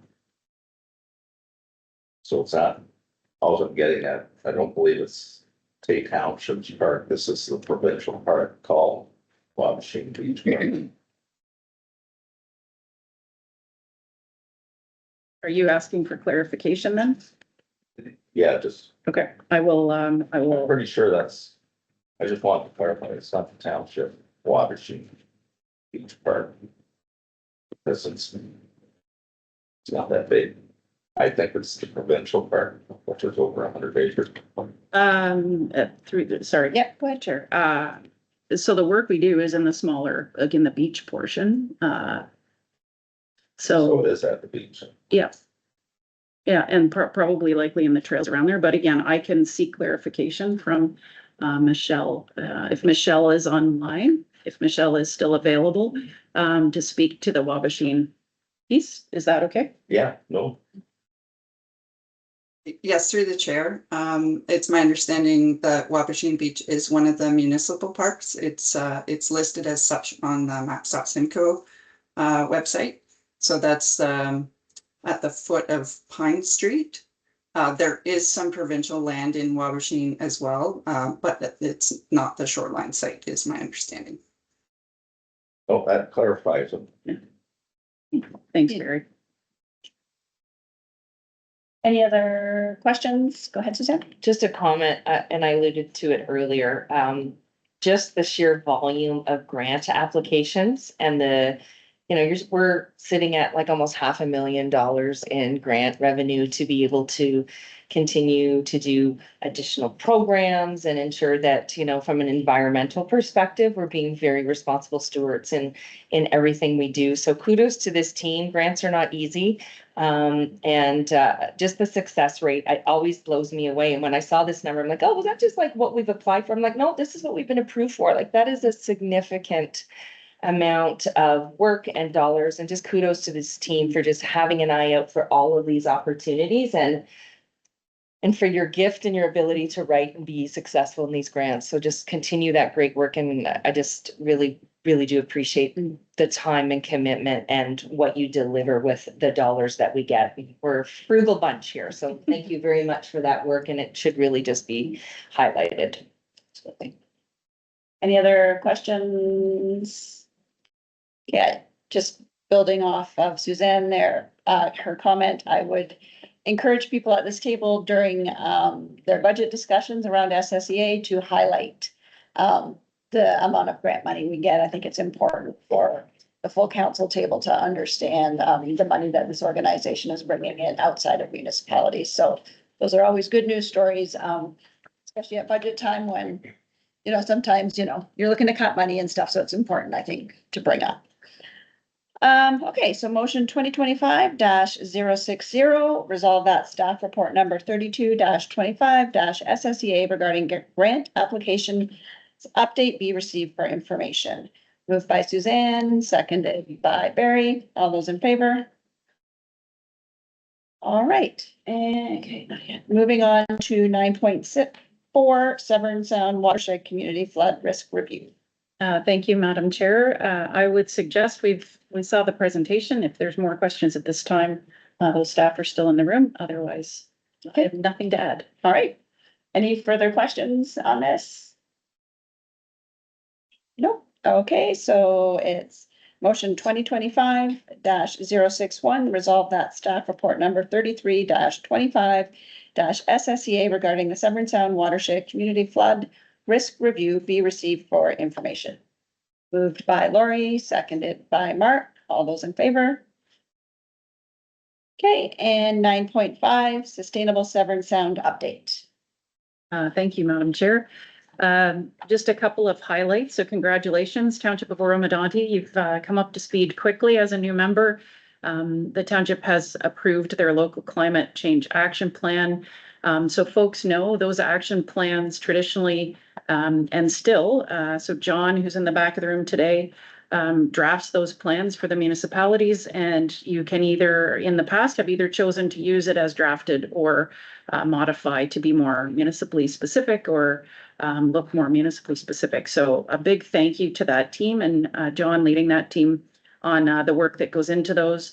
Springwater is next. They have their draft plan and I think are putting their spin on it. We know that you've had some transition in senior staff, and so I know our team is there to help whenever the township is ready to continue to move that plan forward. And those are the two newest members to this program. Deputations have been happening around, so that's the Partners in Climate Protection, the external program through FCM that you're all members of now. John has been doing the rounds with milestone update presentations. And this was also a summer of waste audits. So the summer staff, who I'm sure were thrilled to be looking a bit like they were butchers, going out en masse to do waste audits as well. So that program has been doing a ton of work this year, and that is your update. Great, thank you. Any questions, comments?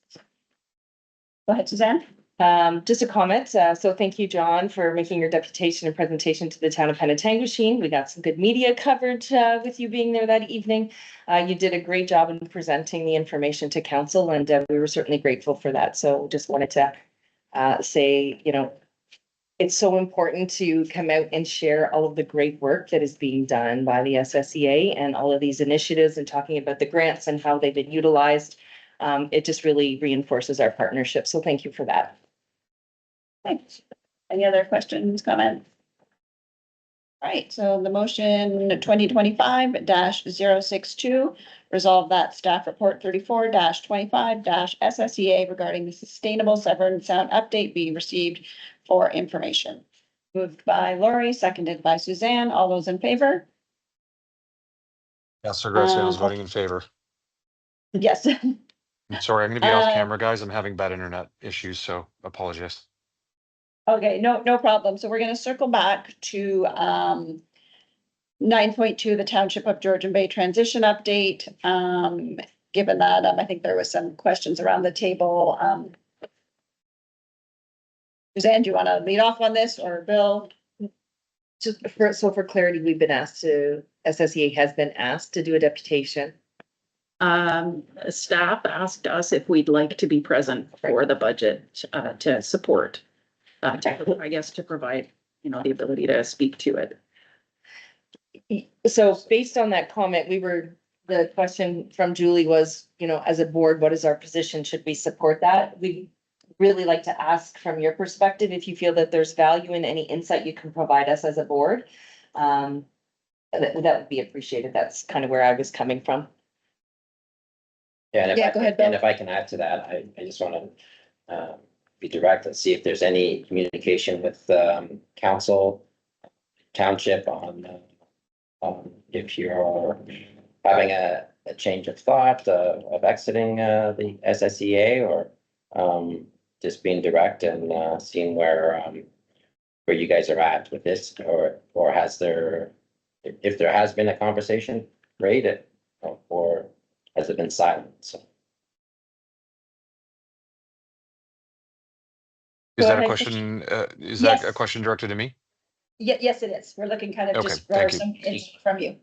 Yeah, at the present time, staff has yet to return this matter back to council. So it hasn't gone through Cal, it has yet to go through council. We have not discussed a go forward plan.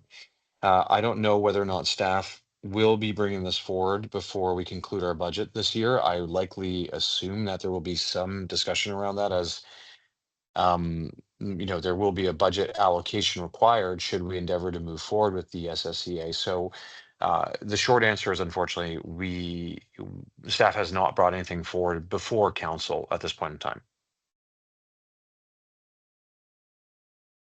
Can I just ask for some further clarity? So I appreciate that nothing has been brought forward. We have received notice that you're proceeding to exit. If there is going to be second thoughts, does it look bad if we don't send a staff member there during the budget discussion? Or that's the piece there's a lot of demand on the SSEA staff during budget deputation time. And if we can alleviate that, we're not having to put that on our senior leadership, that would be great. But that's the direction we're trying to get an understanding. Does it look bad if we don't send someone there? Is that part of the decision? Or again, that's really is the question. So I can understand the question being a matter of opportunity cost and where, the resources are best allocated. My response would be strictly my personal opinion and speculation in that I would say if I had to make the decision, and this was a decision, if I were to hypothetically be a vendor looking to retain a client that the client has kind of been somewhat ambiguous as to whether or not they're going to continue with us or not, I would show up. I would still show up. I personally would still sit down and, engage and attempt to sway opinion. However, with that said, I don't know what staff is going to advocate for and where they are with regards to their report and what they're going to suggest for whether we continue with the SSEA or not. I would say yes. If you can afford the time, I don't think it's going to hurt, rather likely it may benefit. If you can't afford the time, then I would say reallocate accordingly based on who the most important stakeholders and partners are. Hopefully that answers the question. But there's no ambiguity. The notice has been provided that the service is no longer being retained, and we did not put Georgian Bay in the next budget. So I guess that's where my confusion is. I don't know what the ambiguity is when we've received formal notice. But I get that there's a sense of possibly still that entertaining of continuing the partnership. If I read between the tea leaves, where I read the tea leaves. Yes.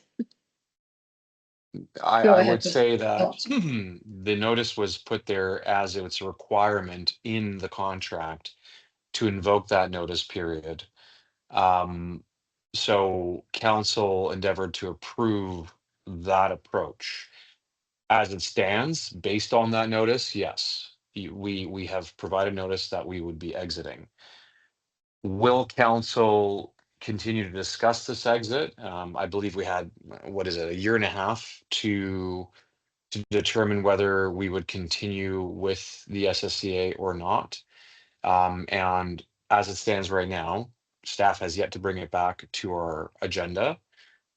Will we be discussing it? I don't know what staff intends. Council has approved the discontinuation of our partnership. But your question was, should we bring someone to budget? And my response was based on my opinion, which was, I would. I was just confused by the comment about the ambiguity because notice had been provided, but no, I appreciate that. Thank you very much. Thank you. Bill? Yeah, Further? Thank you. And I'll just add to that. I think it's, we're in November 1st here, budgets are right upon us. I think it's clear where Georgian Bay is going, since there's been no talk whatsoever about staying the SSEA. But in saying that, I think it's important for us to show to that. I mean, just in case there is that chance. So if we don't show up, it's basically, we've already accepted that they're gone, right? And we're moving forward, which I think it would be, if we have the time, the resources, take, I know you're doing a deputation for but you have us, right? We're not on our way yet. They're not deputy, didn't ask for Right. one in Penetanguishene. Yeah, Neither did Severn. yeah, and we just had one on update on like park, but anyways, I think it would be important to show up to Georgian Bay Township and just go out on a high note and say, here we are, and maybe they don't engage and wanna, rethink it, then we didn't leave anything to think. Yeah, appreciate that. Barry? And I think a lot. If I may add to that, and again, apologies with being off camera, but I'm trying to come in with a, I've been experiencing bandwidth issues all day. The comments just made, forgive me, because I don't believe it was brought forward before council as to when the hard stop date, where we would wind down. So perhaps the board or someone can articulate the exact end date with Georgian Bay. Suffice it that we continue down this path.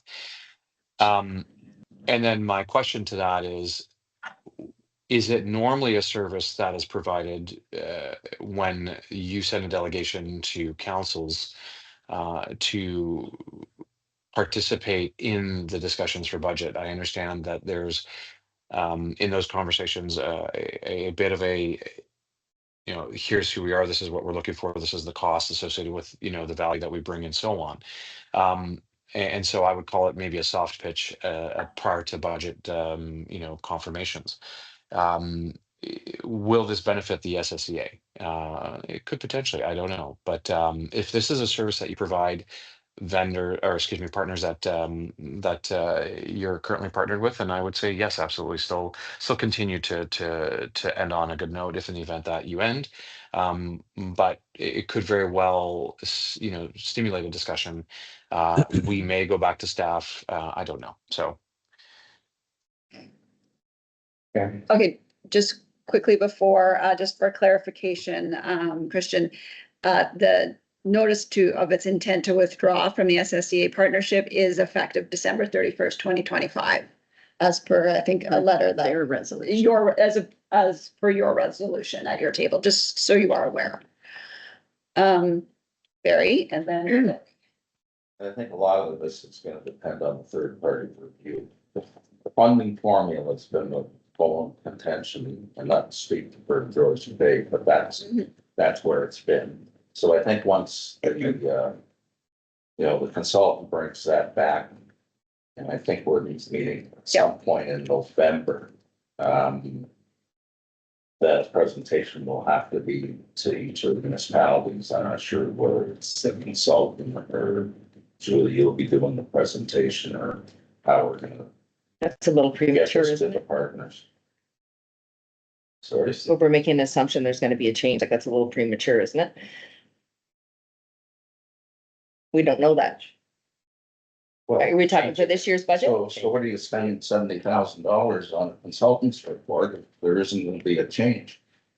Not to debate you on this, but that's what this whole thing's all about. It's an update on the LOU and the funding formula. Whether or not we do decide to change the funding formula, that's what Georgian Bay were after.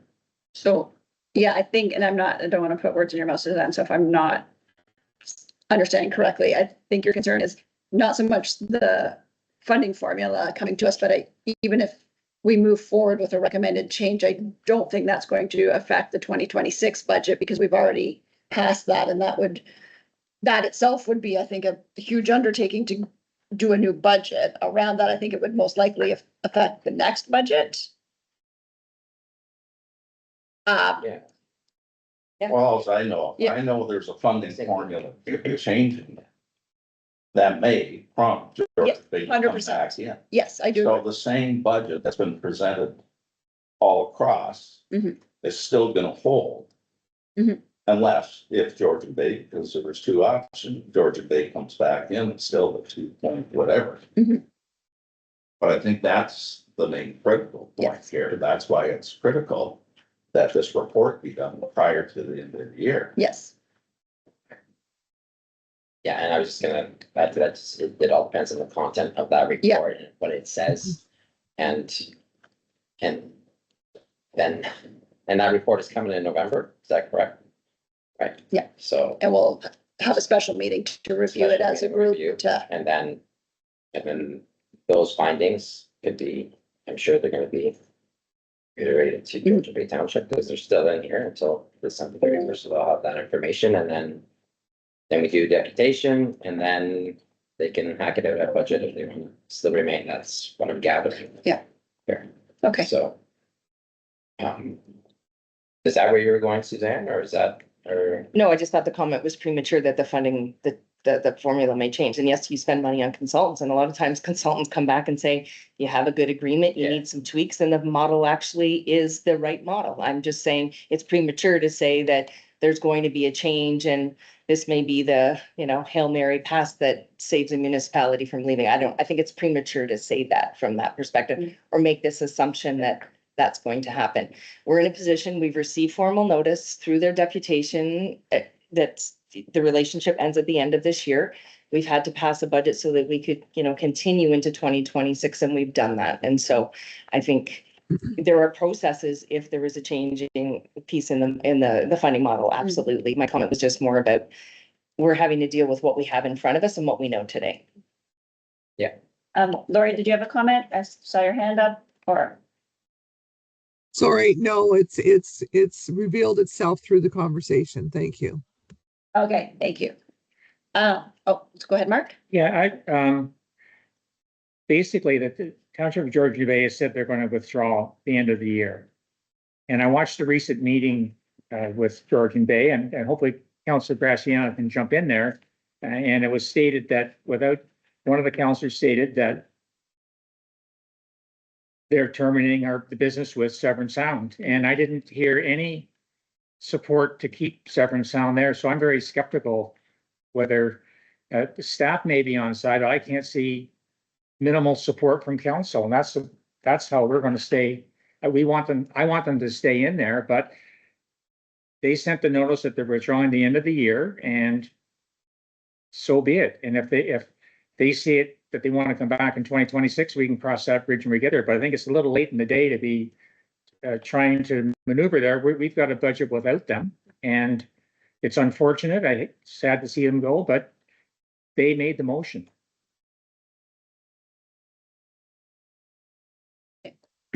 So I do have a draft resolution here that I'll just run by the table to see if it's okay for everyone. Receiving the report first. Okay, yes, we're receiving the report first. Sorry, where are we here? So we're gonna start with motion 2025-059, resolve that staff report number 31-25 SSEA regarding the update on transition regarding Township of Georgian Bay be received as information. And further that, The board. advises, Do you want me to read it? yes, please. Sorry. The board advises staff or a board member to attend as time allows to be a resource if requested by township staff. And or a board member. So that the board advises staff and or a board member attend to be a resource if requested by township staff. Sorry, as time allows. Point of order, I'm going to recuse myself from this vote. I hope it makes sense. But I think this should be a decision without my bias in place. Thank you. Okay, thank you for that. So my understanding, Julie, is then that if asked, formally asked, that either staff or a board member could go to represent. I don't know if there would be per se a presentation because they're not in there, but staff have been given the information, correct? Like a rough estimate of this is probably what it would cost if you choose to stay. Correct. And I mean, we could speak to examples of what we currently do that would be able to continue on. But I feel like this would be, it would provide us just with the ability to say yes or no, if we're able to, or to ask if one of you can attend on our behalf if we're not able to do as has been suggested here and be the sort of that last, yes, if you decide before December to stay, these are the things that would still be, if those are questions, or to just be available for questions. Okay, is unless there's an easier way to write that, that was. I think that says what the sentiment generally at the table is, but please jump in, Bill. Yeah, so you're saying that, you're not scheduled to go to Georgian Bay Township, so if we don't find it in our schedule, your schedule, staff schedule, that a representative of the board can come. Good, yes. Yeah. That's kind of this resolution this morning. Correct. Yeah, yes. And this, Now, when we're in saying that, we want our best foot forward, although we know it's probably not gonna happen.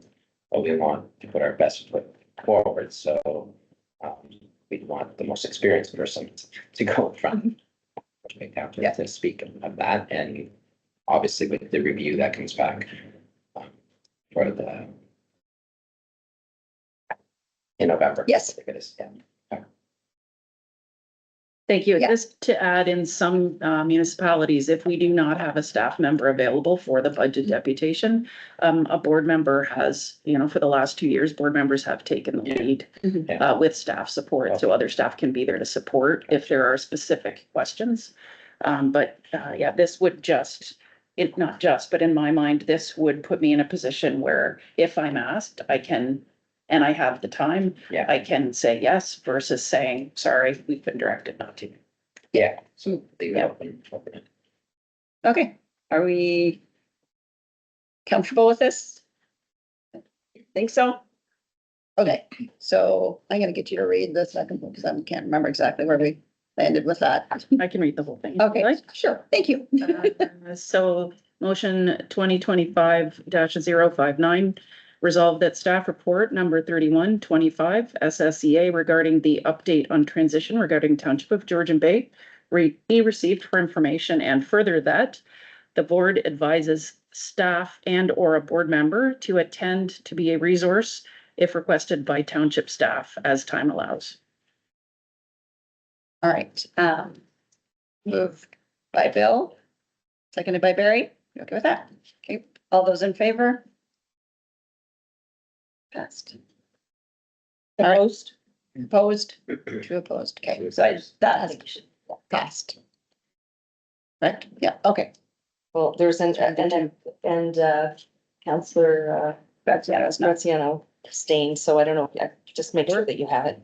Right? Yeah, we're on with that, are we? Or, yes. Okay, yes. All right, we are now on item 9.5, or sorry, 9.6, staff report on Watershed Stewardship, Hog Creek project. Thank you. Through the chair. I think, again, Michelle did a great job of summarizing this project. And it wraps up in December, and we're hoping that the other project she spoke to, which is a separate report you received, which I think is it's later on the agenda, the other ag program, we're hoping to continue some of the work through that. Because again, it's a 1 year, it was all provincial money, which is fantastic.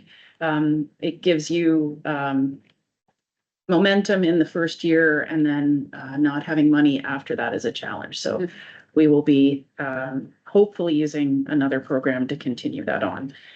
The one thing I'll mention is that this program really focused on coordinating a number of organizations. So there are other conservation organizations on the landscape. And this, one of our hopes was to help make a one window approach so that as a landowner, you didn't have 4 different organizations coming up your driveway at separate times, that you'd have one, and we could help then connect you with whatever resources you wanted. Thank you. Thank you. Any questions, comments? Okay, so motion 2025-063, resolve that staff report number 35-25 SSEA regarding Watershed Stewardship Hog Creek project update be received for information. Moved by Suzanne, seconded by Barry. All those in favor? Yes. Right, and yes. 9.7, dock to dock project update. Thank you. Through the chair. Similar, you've already heard the update. Thank you again to Michelle. The difference here is we struggled a bit getting this moving, and did feel like we were starting to get some uptake and would like support from the board to provide us with some direction to continue to try to fund a similar project for our inland lakes, knowing it does not necessarily apply to every municipality. You may not have an inland lake. But as this program develops, it could be something that could be expanded to shoreline owners as well. Okay, thank you. Any questions, comments on this one? No, so I just have a brief comment in that, again, I don't know overall the success rate on Oro Lake. However, I did receive very positive feedback from active member of that community. So that was good to hear. Okay, so motion 2025-064, resolve that staff report number 36-25-SSEA regarding the SSEA dock-to-dock project update be received for information, and further that the board directs staff to explore funding and opportunities to continue to develop the dock-to-dock project. Moved. Did you have a question, Bill? Oh, no. Okay, moved by Bill, seconded by Mark. All those in favor? Thank you. Yes. Thank you. On to 9.8, the B Parks and Project SSEEB update. There's a lot of acronyms going on here. Thank you, through the chair. Again, this was part of the presentation, and I will, if I think you have in front of you, if not, we have some on the table, just some dates, as Michelle mentioned, for some planting opportunities, volunteers, whether it's yourself, another council member, anybody, if you had staff that were interested, anybody, we are happy to take volunteers as we are running out of runway for planting weather. Thank you. Okay. Any questions, comments? Okay, so motion 2025-065, resolve that staff report number 37-25-SSEA regarding the SSEED and B Parks project update be received for information. Moved by Lori, seconded by Barry. All those in favor? And Yes. moving on to, thank you. Moving on to 9.9, invasive species program funding and project update. Thank you, through the chair. This project, the main update I'd like to give is we are the regional Phragmites partner lead through the Invasive Species Center, which means we get money through them, some money to do administration. And then they also use us to apply for money on behalf of your municipalities. Just as an example, then we were told we could help your municipalities apply for $50,000 total. And so the person running the program, Patrick, went out to your municipal staff suggesting, up to 10,000 each kind of thing. And we did not hear back from everybody, but that provides money for any type of frag removal. So if you have Phragmites projects that have been ongoing, Patrick has probably already been working with your staff to make sure that we can help offset some of the cost. And that can be anything that's required for removal. And in some cases, that's chemical removal rather than volunteer-based. But it's whatever you as a municipality feel you need to do. And he's been working with your staff to offset that. So I think that was the most critical piece of his report. Thank you. Thank you. Any comments or questions? Okay, thank you. All right, not seeing anything. Motion 2025-066, resolve that staff report number 38-25-SSEA regarding invasive species program funding and project update be received for information. Moved by Mark, seconded by Barry. All those in favor? Yes. Yes, thank you. Moving on to 9.10, SSEA monitoring updates. Thank you, through the chair. So in the report, I think it gives a really great summary if you need it for any other purpose of the program area. So it gives you a summary of what the monitoring team does, in particular when the weather is conducive to monitoring, like it has been this year. So from open water to inland lakes to answering site investigations would be when there are either reports of through you or the public of things like harmful algae blooms. We also do the provincial groundwater and surface water quality monitoring programs, invertebrate work, working on our climate stations, our weather stations, and then other climate monitoring, including rain gauges, temperature gauges, long-term stream temperature work, and some intensive stream temperature work, which ultimately will provide an opportunity to say whether or not streams are cold, warm, or cool, as well as citizen science program, which we are in the process of revamping, let's say, so rethinking that particular program. And then, as you might imagine, then all of that information, somebody has to do something with it so that it makes sense to everybody who is not our science team and our monitoring team. So that's sort of where we head into now. And I say that particularly because we get a lot of requests from either cottagers associations or people who've been on our website and don't see a report that they want to see right away. And we have one person who can put all of the reports together from a science standpoint and do the data work. So those are, done in sequence and they're coming. And we also had a 2-year window where we didn't have someone who could do that. So not making excuses, but we're coming up to speed as quickly as we can. In terms of the biggest highlight, and I'm just gonna hope you all agree, this year, one of the things we did that was very different, and a big thank you to our water scientist, Olena, who pushed hard for this, was these signs with QR codes, as well as more regular reporting. So you can go on our website, check results, and it's she's been trying to do within 48 hours of the field team getting her information, putting up the infographics that are more of like a speedometer of good, bad. And so that's been a huge shift, and a huge shift that's created much more interaction with the public and with folks who are interested in water quality, which I think is probably helpful to everybody, and is part of the service we're providing to you. There's also a quick summary of some of the algae blooms that we responded to. And we're still waiting on the province and the health unit protocols, because we technically do not have the authority to declare an algae bloom. That's a health unit thing. But yeah, so it's been a year of a lot of change for us, and getting information much more out in front of people. Thank you. And thank you to that program team for doing that. Questions, comments? Yeah, I have a question. I know the Coldwater River has a few areas where you're checking, but I thought there's a couple on the North River as well. So where would I see that? I think actually that is a good question. I know we have a monitoring map, correct? I know where it is on the North River, but yeah, where do I see the result? I wonder if, sorry for the stream monitoring. Yeah. That would be, so because that's all provincial data, they post the results.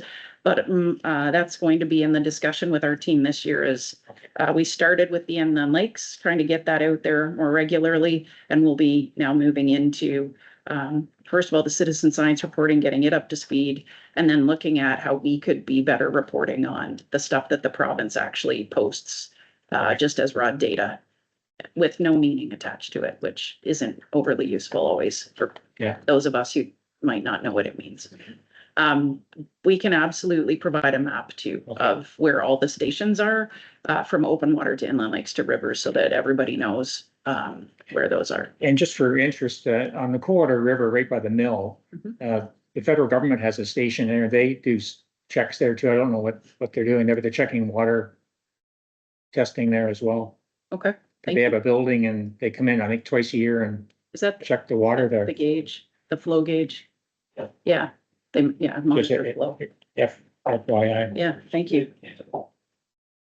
Thank you. Any other questions, comments? Just a quick general comment. I've received a lot of great feedback regarding the QR code. It's a quick and easy way for people to get the updates that they look, and then they can kind of then pass that information on as well. So I think it's a great initiative. Great. Yeah, and I can just add to that, Olena gave a great presentation to town council, the town council. That was with the QR codes, there's a lot of interest around that, and provide more of them. So, but anyways, it was well received. Thank you. if I may. Yes. She has presented a Severn, and I can't remember who else she presented to, but she has reached out to municipalities with inland lakes to say, you know, we have this data and she can do something similar to what she did for you in Midland. Yeah, because there's quite a bit of concern around our lake because of a lot of developments going on. So there's a lot of questions that councillors have. So kind of gave some direction for possible decision making in the near future with the developments. Great. Okay, so it's motion 2025-067, resolve that staff report number 39-25 SSEA regarding monitoring program update and highlights be received for information. Moved by Bill, seconded by Mark. All those in favor? Yes. Moving on. Thank you, Kristian. Moving on to 9.11, past and upcoming events. Thank you, through the chair. Thanks for mentioning the open house. We felt like that was a success. That was a new location for us. And I think from my standpoint, it was valuable to have the ability to go to the shoreline as well, and people could go down and see the monitoring equipment. I know folks from Georgian Bay Township went down and tried out some of the equipment and had I think it gave people a better understanding of all of the things that we actually do, particularly with your money. You can see the summary of attendance and sort of impressions we think we've made and upcoming events. As always, if there are events that you or your staff or you think we should be at, please just let us know.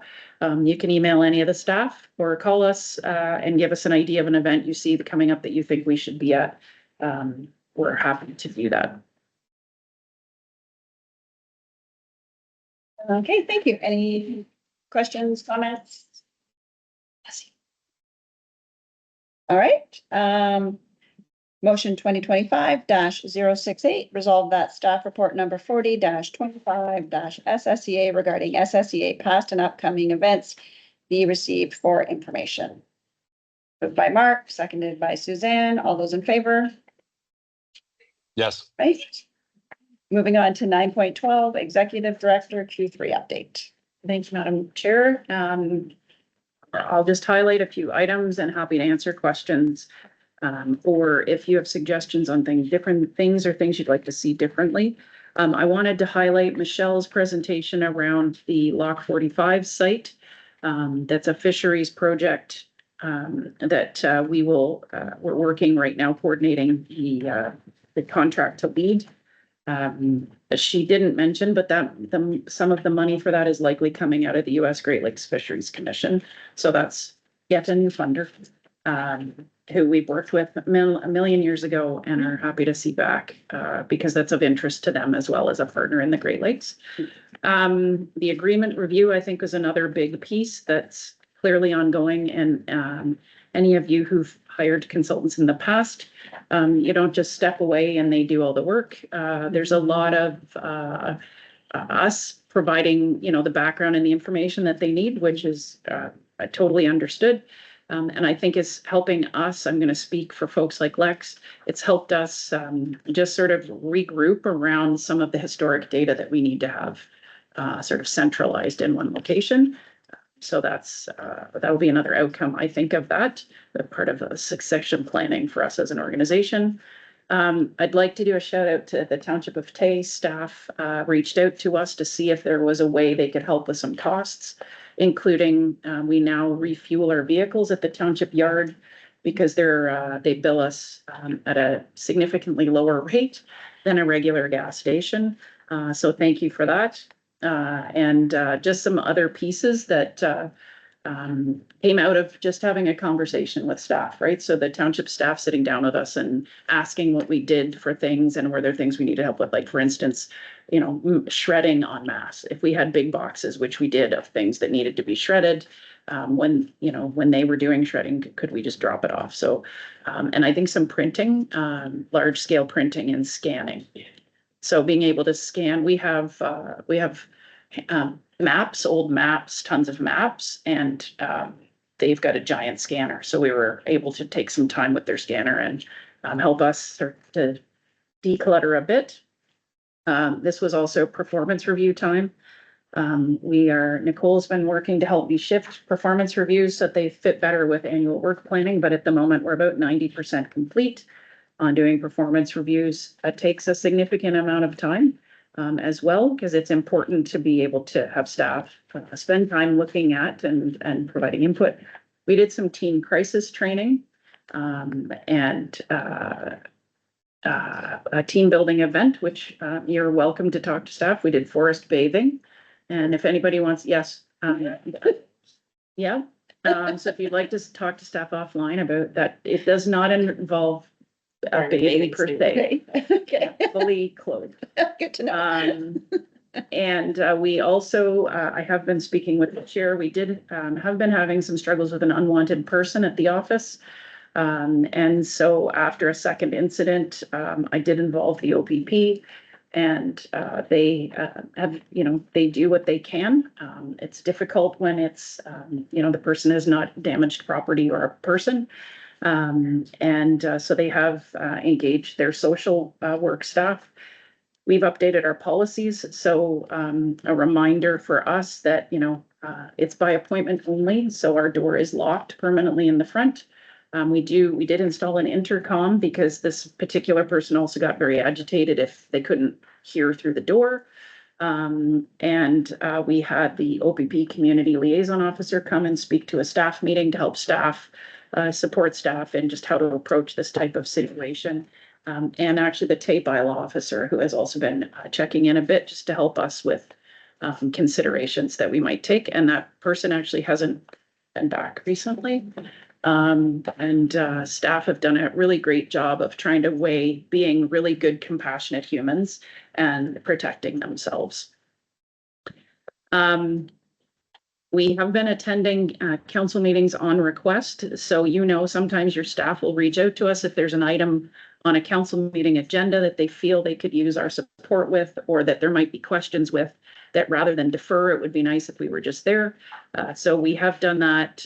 We were on for the Georgian Bay water quality monitoring program in the background in case there were questions. Severn had us online when reviewing a inland lake proposal. So that's, again, something you can ask us to do so that we can help support you if you need. We also provided some support for the Township of Tiny, the AMO delegation. And so folks know often what will happen on the other side of that is you're going to do a delegation. We help you write what the delegation is going to be. And then the ministry staff will often come to us to say, can you help with the briefing note? So it's kind of handy if we're doing both sides of that.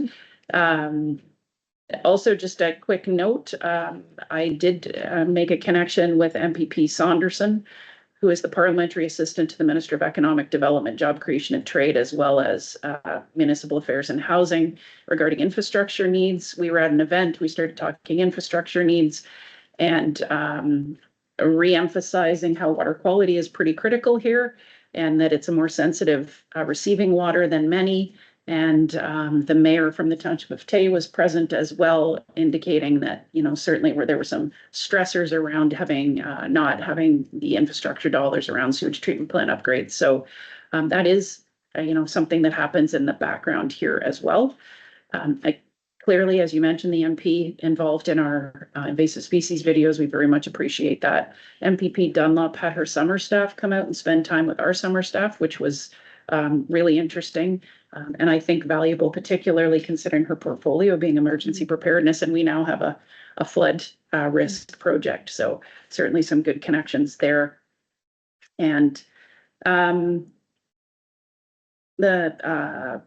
if you may remember from previous presentations, we do have money from the Lake Huron Lake-wide Action and Management Plan, also known as a LAMP. That's an international agreement around Lake Huron. And we have a grant of $40,000 from them to spend putting together basically a historical document, which in a succession planning context is very valuable for the organization to have some money to pay someone. So we have kept one of our staff from the summer on part-time to help write that, to help make sure that it all gets put down. And yeah, I think just for me, the other big piece of my time is supporting our staff as they get asked to do deputations, or they come to me and ask, would it be a good idea to see if Midland wants a deputation on inland lakes or Midland or Little Lakes? So again, just a reminder that if you're looking at my activity report and you've got more questions, I'm happy to answer them, whether it's today or another day. And B, if there is anything you want an information presentation on, or you think your council should hear about, we're happy to do that. Our staff are, they're all experts in what they do, and we'd be happy to come and share more of that. Thank you. Thank you, Julie. Any questions, comments on the executive director report?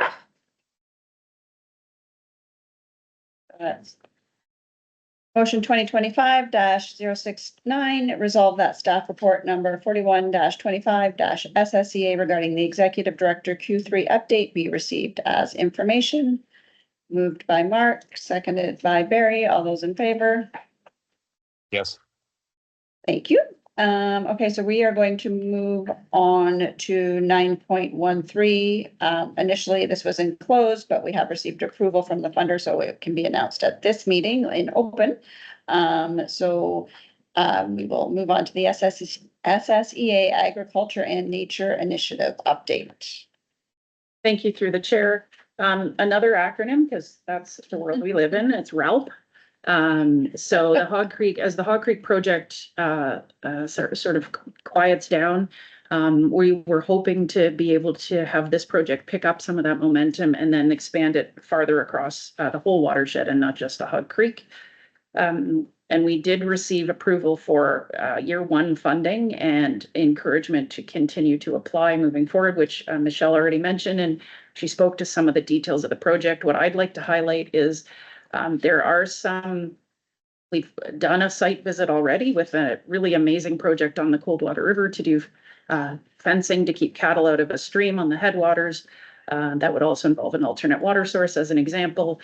But this project has some conditions in it that we have not experienced and our landowners have not experienced in the past, being there is a requirement if it's a project near the water, which most of our projects would be, to do duty to consult. And there is no really, I can't tell a landowner what we think that means. So it's totally new to require duty to consult if you're going to build a fence on your property to get grant money. And it's the uncertainty is creating some of our potential projects to just say they're not interested unless we can tell them what that might look like coming out the other end. So we will keep you in the loop on that. And it may end up being more of a focus on some of the other program or grant categories that aren't as close to water. But I just wanted to highlight that so that if we aren't successful in moving the project forward, that certainly there's some challenges we have not had to deal with before. So this is new territory to us, as well as to the landowners we're working with. Thank you. Thank you. Questions for Julie on this one? Oh, okay. So that is motion 2025-070. Resolve that staff report number 42-25-SSEA regarding the SSEA Agriculture and Nature Initiative update be received as information. Moved by Suzanne, seconded by Mark. All those in favor? Yes. Okay, we are. Thank you. Moving on to announcements. Do we have any announcements from our municipalities that anyone wanted to speak to? Go ahead, Mark. I just say, starting in November, we've switched our council meetings similar to the county. So the first, and they're always on the first and third Wednesdays of the month. So we always start with council and then with a committee of a whole. So that puts in corporate services and planning will be every other week, and it's going to speed things up. We have two council meetings a month, and it's going to speed through the approval process. So we're starting at November the 5th, so it's good. And then our budget dates are the 27th and 28th of November. Okay. Anything else? That's Suzanne. Just a quick update for town of Penetanguishene. We had our first cow meeting last night for our first draft of budget. The we went through the motions and we won't be asking SSEA to come and do a deputation. It was accepted for information as one of our annual reoccurring budget line items. And so more to come when we're back on November 19th. So lots of work going on around that piece, but that's it for us from a budget perspective. All right, we have no correspondence. Nothing in closed session, and so other business was just a bit of a board roundtable for a verbal update on 2026 budget process. So thank you, Mark and Suzanne, for providing that. Is anyone else have any update in general, or? Go ahead. Our budget process is now the end of, beginning of December. Previously, we did it in January. We haven't received our draft budget, comes out 14th, I believe. And then to be public reviewing our public consultation in 26th, I think, is our next budget meeting in November. So not much to add other than whether we're approving SSC. No, no, that's not the, just I think a general update, but yes. Thank you. No problem. Anybody else? No. Yeah, so it's Springwater again, we're mid-November. I believe, Mark, you're coming to do our. Be easy on me. We shouldn't be too difficult, and I'll be there to back you up. I But gotta take notes from Suzanne's presentation.